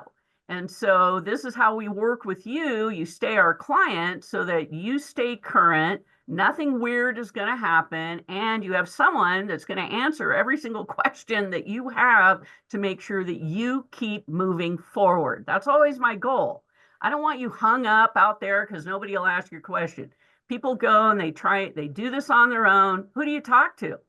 If you hire an attorney, they're going to charge you every time you ask them a question. Talk to your CPA. I know CPAs that say, oh, I can go file your entity. And then all of a sudden you find out 2 years down the road, they've never renewed it. So as a commercial registered agent, if anybody sues you, they have to knock on my door and serve me the papers. You're not putting your personal address out there, public information, and giving the key to the lawyer to find you. I love it. I love it. Well, thank you so much. If there's no other questions, I know there's probably millions of questions. So what I recommend is just schedule a call, because your situation is unique and it needs to be handled uniquely. So just schedule a call and get all your questions answered for your situation. It's like everybody has a different situation. So that's why it's gracious of you to offer that. So Cheri's business website is there, her 800 number. We'll also send out an email with those contact numbers, but go ahead and grab it right now just to make sure you have it, especially if you're ready to start a business and set up an entity. That would be the reason to reach out to Cheri. Yeah, thank you, Bo. I really appreciate letting me share with your folks. I know I know the other guy was all about positive. I truly am about reality. And so I get scolded for tough love. But in business ownership, in startup, there is always a sense of urgency. We don't have time to waste, and we certainly don't have time and money and resources to deal with stuff that's going to come at us because you're not prepared. Love it. Well, thank you so much. It's good to see your face. Thank you. And next time Thanks, I'm Bo. in Reno, I will look you up. Okay. All right. Thank you so All much. right. Thank Appreciate you. you. Bye-bye. All right. Bye-bye. Some people were in the questions were asking, they're in different countries. Essentially, if you're there's the E2 visa. So many people that want to move to the States, they'll come on an E2 visa and they'll do it through either business ownership or acquisition or through a franchise. And we've got a team, attorneys that specialize in this. We could definitely help you. You got to be a treaty country. So you got to go check and make sure your country is a treaty country. And you got to make what they call a substantial investment. Generally, that's around $150,000 American. So that's how some people come to the States on an E2 visa. So if you're wondering, we could definitely help you with that. We've got a team that's all they do. The only problem is you need money. All right. There's some questions on SBA financing. SBA 7A loans are generally on a business acquisition or a franchise startup or tied to SBA. They're tied to the Wall Street Journal prime rate. So prime's at 7.5% today. The margins are anywhere. Margins can go as high as on a standard size SBA loan. They can be as high as 3. So most of the time you can be prime plus 3. That's where really, so when prime changes, the next quarterly, it'll adjust quarterly with the prime rate. Prime rate sometimes sits still. Currently, it's at 7.5. 3 years ago, it was in the fours. I would assume with my crystal ball that it's going to keep on trending down, but I don't know. Sometimes my crystal ball is wrong. So your prime, the Wall Street Journal prime plus margin equals your fully indexed rate. If there's real estate involved in the business, we can do fixed rate options with the 7A. Sometimes we could do a fixed rate option as well. Now we're going to talk about vending. I mentioned this earlier. I call it a gateway business because it's non-threatening to a lot of people that are looking at business acquisition or franchises, right? It's overwhelming sometimes. Like you're coming from corporate and, what businesses, I said earlier, everyone should own a business. And maybe that's some sort of startup. Maybe it's vending. I personally like businesses that are similar in capacity, like rental businesses where like dumpsters I rent, right? Like drop off a dumpster, people fill it up, I pick it up with right? There's franchises like that. We're going to talk about a simple business, and that's vending. So why vending? I mean, there's millions of machines out there, but most of them are dated. And now you can run these businesses from your phone, right? It's got everything. You can see when sales are being made through the point of sale system. You're buying equipment. So we've had on previous business ownership summits, we've talked about Section 179. I would encourage everyone to Google Section 179, especially if you're a high-paid W-2 wage earner. You want to look at how do you offset income on the earned income side. Every day I talk to people that are in medical sales or tech, and they're paid pretty well. They don't really have an income problem. What they have is a tax problem here. And so understanding Section 179, understanding what Cheri was talking about the business entity setup, and then finding a business that you can run. And some people aren't ready to quit the W-2, quit the grind. So I like vending for this reason. I call it a gateway business for this reason. You spend about 1 hour per week per machine. Everything's tracked on your phone. With the business models we generally work with, on the team we work with, they actually coach you through the process, and they take you through a 2-day like in-person event where they're training you on the business. And so your responsibilities are, one is to find location, and sometimes some of these companies we work with, they'll actually locate the locations for you. And then service them. Go to Costco, go to Sam's Club, buy wholesale, and then when the machine is running out of whatever protein bar, you go fill the machine, right? And so you spend about 1 hour per week per machine. Let's go on to the next slide here. Let's kind of dive into the presentation. Just giving you an overview. So I did some initial kind of like market research, and I did source some of the information, but the U.S. vending machine market was valued at $6.24 billion in 2023, projected to reach $11.95 billion within the next 10 years or so. North America holds over 45% of the global vending machine market share. Over 6.9 million vending machines were in operation in the U.S. by 2020. Interesting. Next slide, please. This is, thank you. My VA's put a nice picture of me there. There you go. The U.S. has approximately 17,728 vending machine businesses. That's businesses, not machines, as of 2023. The industry continues to grow as unattended retail expands. So when we talk about unattended retail, when you go to the airport, right, there's all these unattended retail. I've been doing a lot of research personally because I like this space. And I found this group that does these unattended retail refrigerators where you push your card and you get out the product. And they're mostly having a lot of success putting it into large multifamily properties where there's 300 or 400 doors. And then they have like a fast cooker and all these things. So everything is once you to open the door, you got to put your credit card, right? And then it knows when you're taking out. So I like the unattended retail and vending kind of combined. I think there's use cases for both industries. And there's a lot of smart technologies with AI and everything. So everything, when we talk about a lifestyle business, this is it, right? Especially if you have a job, because you can offset the taxes on the earned income side. I'm not a CPA, but go ahead and reach out to a CPA that is understands that. So technology's there. You're not getting you're not getting old machines, you're getting new machines, right? So you're gonna have some sort of warranty. You're gonna have even if you're not that techy, these machines are designed where, like, I am not handy at all, I should say. And all these machines, anybody could get a screwdriver. I just happen to have a screwdriver on my desk, and fix the machines. There's not that many moving parts. So that was my concern looking at this business model. Like, hey, I can't fix anything. I was just talking to Bill Davis, who's helping me out today, and I was talking about how I got my garbage disposal replaced, and it was like a $500 thing, and the machine's only $60. But even though that's simple for many people, I don't do it. So how to find something.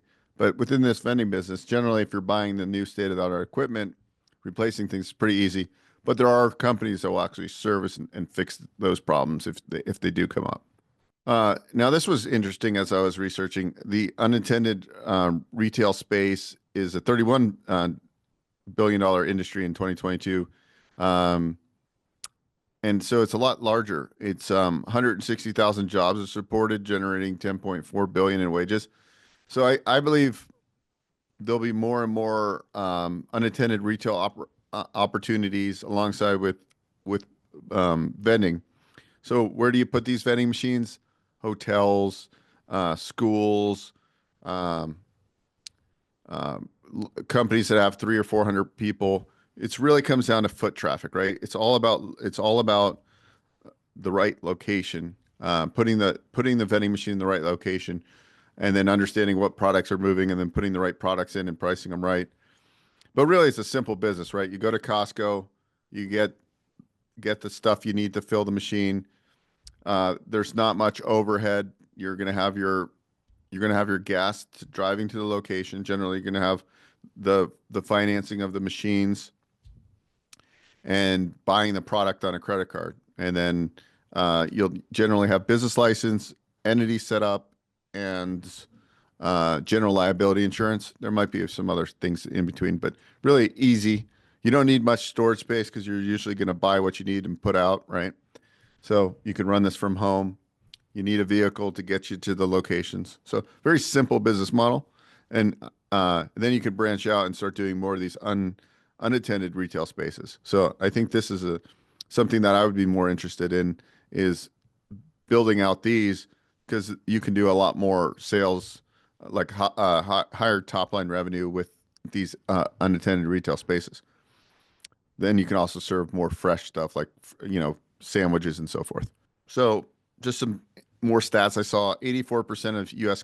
consumers prefer self-service options. Workplace vending demand is rising as in-person work returns. That's coming about, right? They're demanding all these people go back to the office. And then micro markets and smart vending machines are reshaping the industry. I was on with a vendor that builds these micro markets. It's really, really impressive. It's simple, but it's very appealing. So the other thing I like about vending is that it's very scalable, meaning you can finance these machines with equipment financing, with SBA lending. So a lot of the business models we work with, they're called business opportunities. You can buy packages of 4, 5, 10, up to 20 machines generally. And you can finance that whole package with SBA financing and get working capital built in. So I think it's advantageous for people, because if I go, hey, look, I've got $15,000 to invest, I can buy a single family rental property and it might yield me $200 or $300. But what if I bought 10 vending machines, right? And they were placed for me in high trafficked areas? Your cash flow would be significantly higher. Plus, when you own a business, generally you're going to have better tax write-offs than if you own a piece of real estate and you're not deemed a real estate professional. Challenges and opportunities, lots of retail theft. So it's pretty hard to steal from these vending machines. It happens though, but you also have liability insurance and different things that sometimes protects that. These machines are pretty hard to break into, and the technology is getting better with it. Not that many people put coins in anymore, right? Everybody's using their smartphone to pay. So they have smart technology now. So your smartphone can just tap, or credit cards. So there's not going to be cash. And then once again, that's all tracked on your point of sale system on your phone. So, we're looking here at this slide, why vending might be your ticket to financial freedom. Low startup costs compared to traditional businesses. Flexible, semi-passive income stream with automation. Expanding technology is increasing efficiency and profits.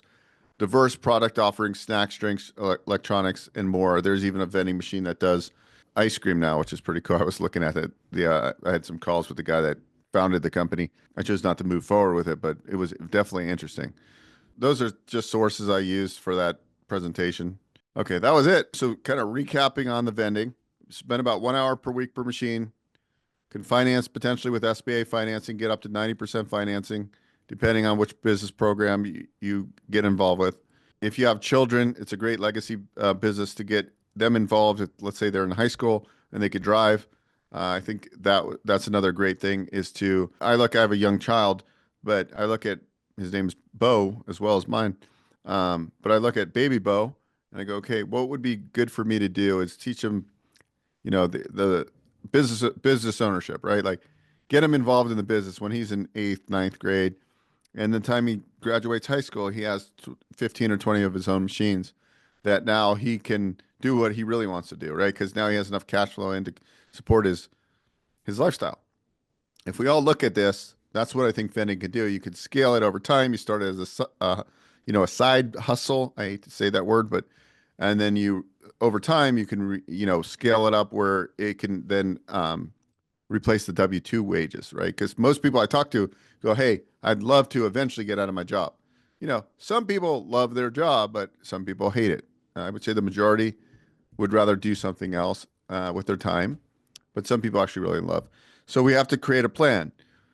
If you look at like your overall expenses, let's say with your mortgage, with your utilities, insurance, it costs you, I'm just going to throw this number out, $5,000 a month to live. Most people are probably higher nowadays, like 7 or 8. But how do we build up semi-passive or passive income that can replace that $7,000 lifestyle, right? Because the idea, we call that being 100%er, where my passive cash flow can pays my monthly expenditures. And now I basically don't need to work anymore because my passive or semi-passive covers everything.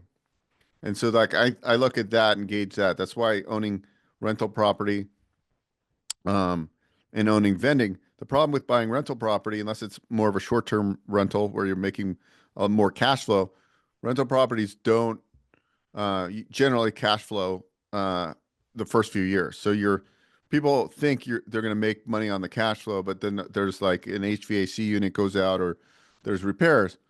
So if you look at it, if I could go back and tell myself something, I would say, look, instead of getting into real estate at 25 years old, probably get into operating business so your cash flow is there. Then you invest into real estate for long-term wealth creation, right?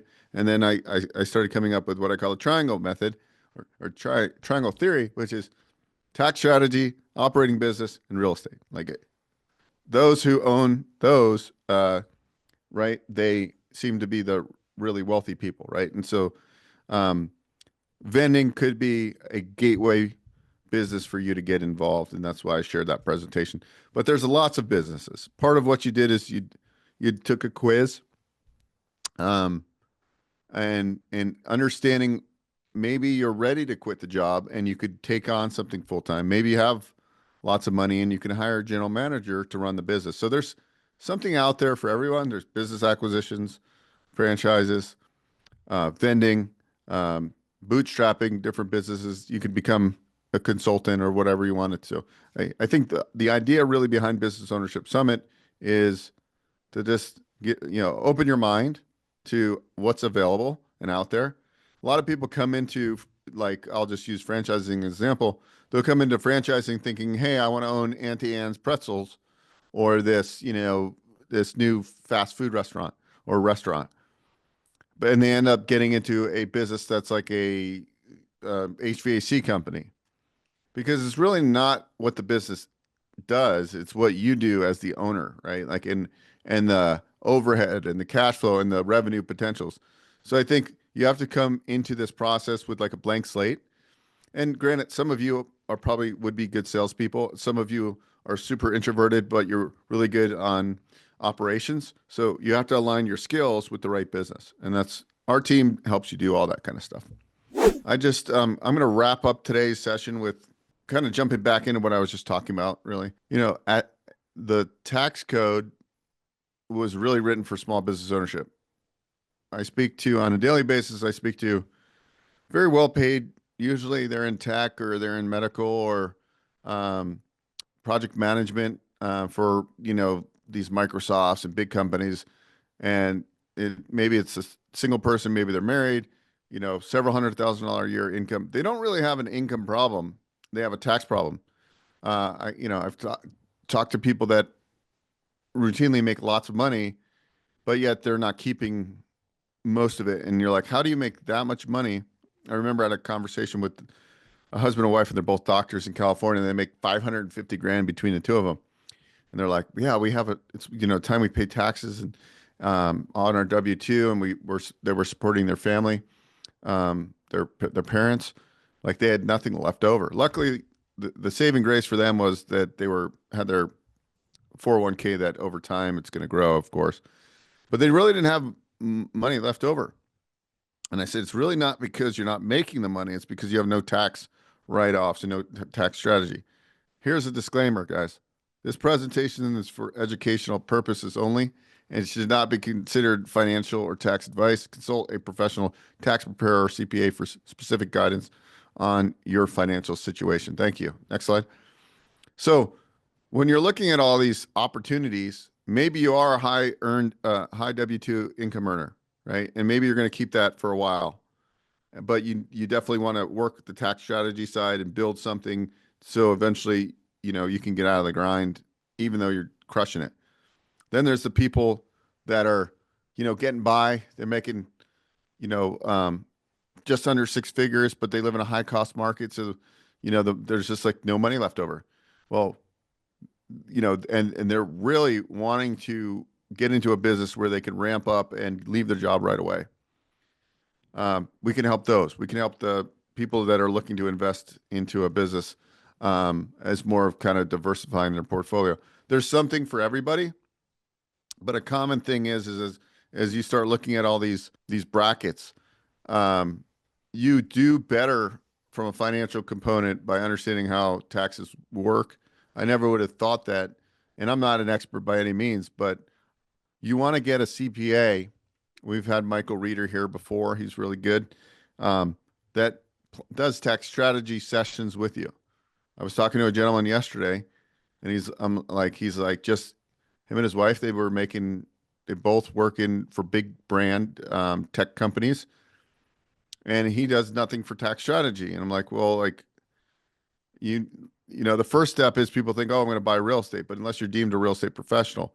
So with Section 179, owning a business has the best of all worlds from a tax strategy standpoint. So like finding a business that makes sense for you is another thing. Because like, look, if you're busy working 9 to 5, it's gonna be very difficult to find a business you can run. So you got to kind of hone in on all this stuff. But what I guess if you could take anything away is to get like the big picture. Going back to what Cheri said, everybody has a unique situation. Some of you are, could barely squeak by any money, right? Some of you might have several million on this webinar. So depending where you're at and depending where you want to go and how committed you are to the process, I believe there's something out there for everybody. And we can, and most of the time people want to gain financial independence to get away from their corporate job. Not all the time, but most of the time. So whatever your situation is, I think our team can help you. Tax benefits of business ownership. You can write off health insurance premiums. Tax advantage of depreciation, Section 179, potentially lower taxable income. Like, right, that's the objective. So every year when I talk to my tax preparer, you know, I'm always strategizing in my head, like what do I want to buy this year that would help me on my taxes, even if I'm not really going to use this machine till next year. Just as an example, deduct business expenses, travel, equipment, home, etc. So you could set up self-directed retirement vehicles if you're self-employed or you have your own business. A lot of cool things you can do that you can't do on the W-2 side. So what is Section 179? Section 179 allows businesses to deduct the full cost of qualifying equipment and software in the year purchased. Instead of depreciating over time, you take the entire deduction up front. Helps reduce taxable income significantly. So I love Section 179. How businesses ownership offset earned income. Business losses can reduce taxable W-2 income subject to IRS rules. Leveraging deductions lowers adjusted gross income, AGI, can strategically structure expenses to optimize for tax savings. Next slide, please.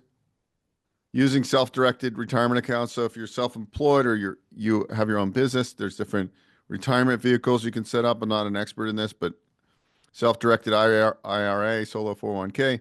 And then eventually you can build that up and you can use that to lend money out. You can buy real estate within these vehicles. So a lot of people do that so they can then make money tax-free or tax-deferred. And then contributions lower your taxable income. Greater control over investment choices compared to traditional retirement accounts. Like you can choose what you want to invest in, right? You can invest in real estate. You don't have to invest into these money markets and mutual funds, et cetera. You can create your own investment mutual fund of real estate holdings or mortgages that you invest into. So a lot of good benefits there, being able to have your own self-directed retirement. Next slide. Potentially you could pay family members legally. You can deduct wages as business expenses, can contribute to their retirement accounts, build generational wealth and financial literacy. So always remember, consult your CPA for your unique situation.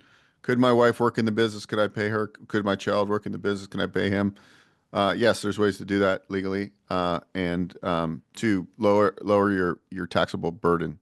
So yes. Business versus W-2 income. W-2 has limited deductions, obviously, fixed income, higher tax burden. As a business owner, more tax advantages, control over income, ability to reinvest in wealth building assets, which that's what I really love to do. You know, as our companies make more money, we invest in more infrastructure in the business, more IP, more websites that attract more customers into our ecosystem. So you can build for yourself, and then really it comes down to building a legacy. So key takeaways: owning a business allows for significant tax deductions. Section 179 can lower your taxable income. Offsetting earned income can reduce taxes. Setting up a self-directed retirement account can build wealth. Legally paying family members can optimize tax strategies. The list goes on, and that's why I wanted to kind of wrap this all up and conclude Business Ownership Summit with just this piece. Like, look, it's not only do we want to do something that we're more passionate about, we want to build wealth for our family and our future, because things aren't getting cheaper. It costs $15 for 12 eggs now. We got to build our FU wall, as one of my friends talks about. That's like your financial fortress, right? Like if you're making money up, down, whatever the economy is doing, it won't affect you, right? Like it doesn't affect me. I'm going to build my FU wall, and I want you all to build your FU walls. So whether that's you getting involved in vending, starting a business from scratch, whatever it is, I think our team can help you do most of that. What do you need? Probably just a little bit of capital. I would say good credit, or the ability to have a partner that has really good credit, a good history. You know, are you currently working? When we look SBA financing is pretty simple. what is the business? Is it an existing business? Are you doing a franchise startup? Are you doing a startup, non-franchise? Okay. If it's an existing business, get us 3 years of tax returns from the business you're buying, year-to-date P&L, and a balance sheet. Let's look at that. Is there enough cash flow? If you're starting a business, say franchise, what's the name of the franchise? Is it an approved franchise? What's their score? Okay, it's a good franchise. Now do you have your down payment and post-close liquidity? Do you have a 680 credit score? Do you have outside income that supports outside debt? It's really that simple. So like evaluating all these things doesn't have to be that complicated. But at the end of the day, where are you at right now? I get people that book calls and they're like, I have a 500 credit score and I have a bunch of lates. Like, I probably can't help you, to be honest with you right now. What I would tell you, save you the trouble is, look, that's fine. I have had credit issues back in 2007 when the economy collapsed. I got clobbered. You got to focus on your personal credit, right? Like I talked earlier about how, like I have all these corporate credit lines and things, and it doesn't show my personal credit. Like that's part of this whole thing. You might not be ready to book a call with me today. That's fine. I mean, go to my YouTube channel. I've got 2,000 videos. You'll learn a lot. Learn from others.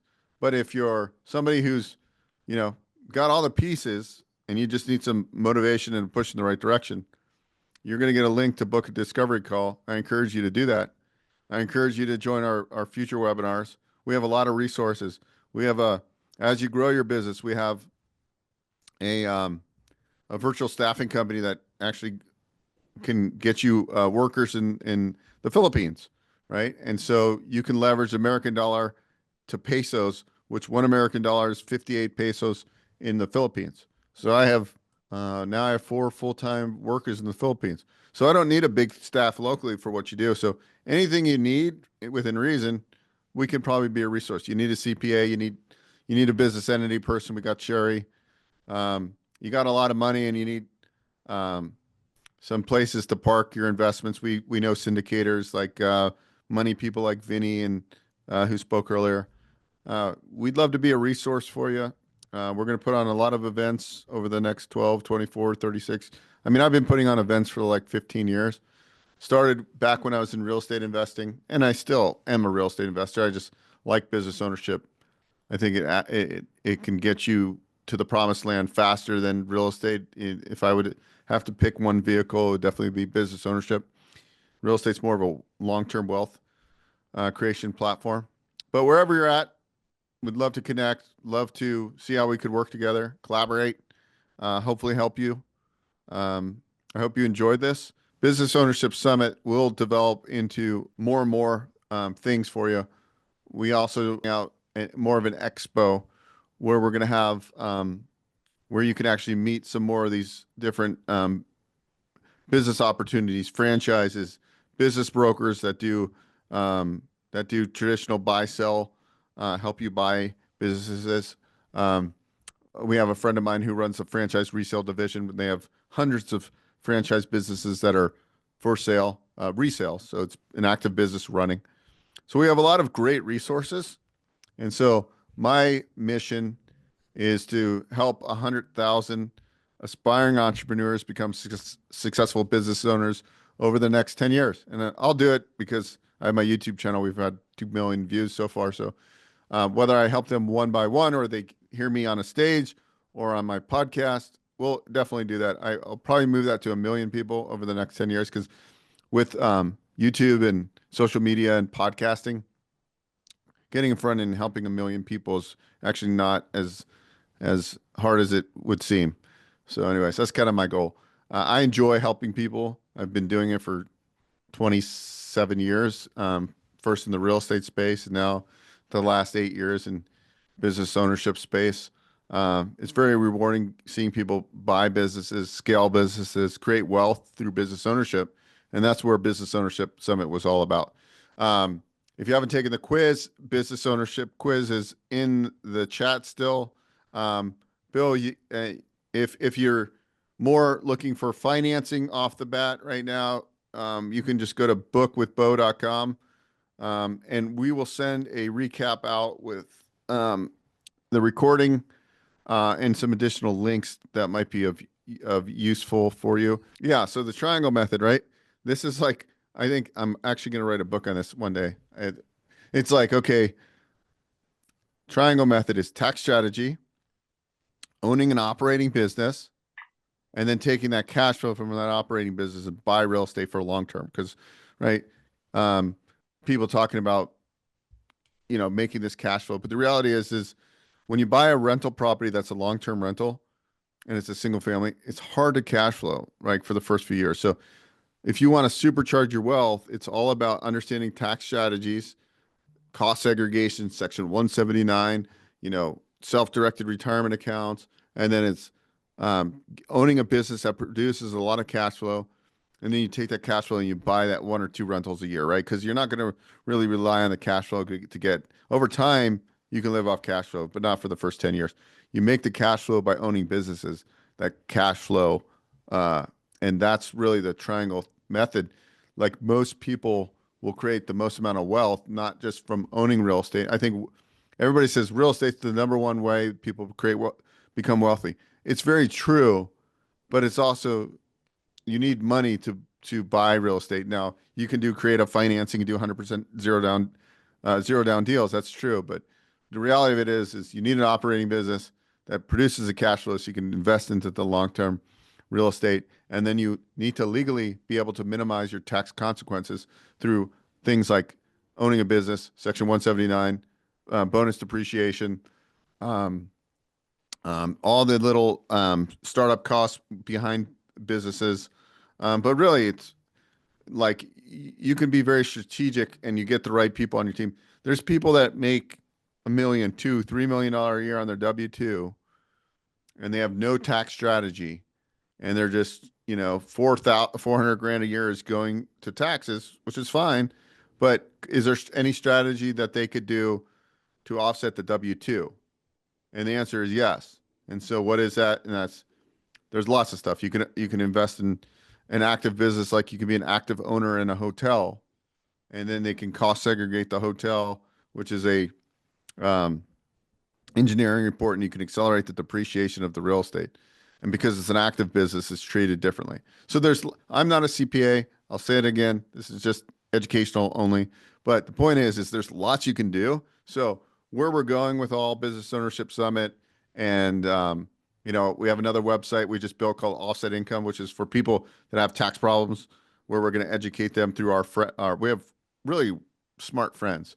That's the other thing. Get a lot of smart friends that are successful and learn from them. That's what I always try to do. Who can I learn from?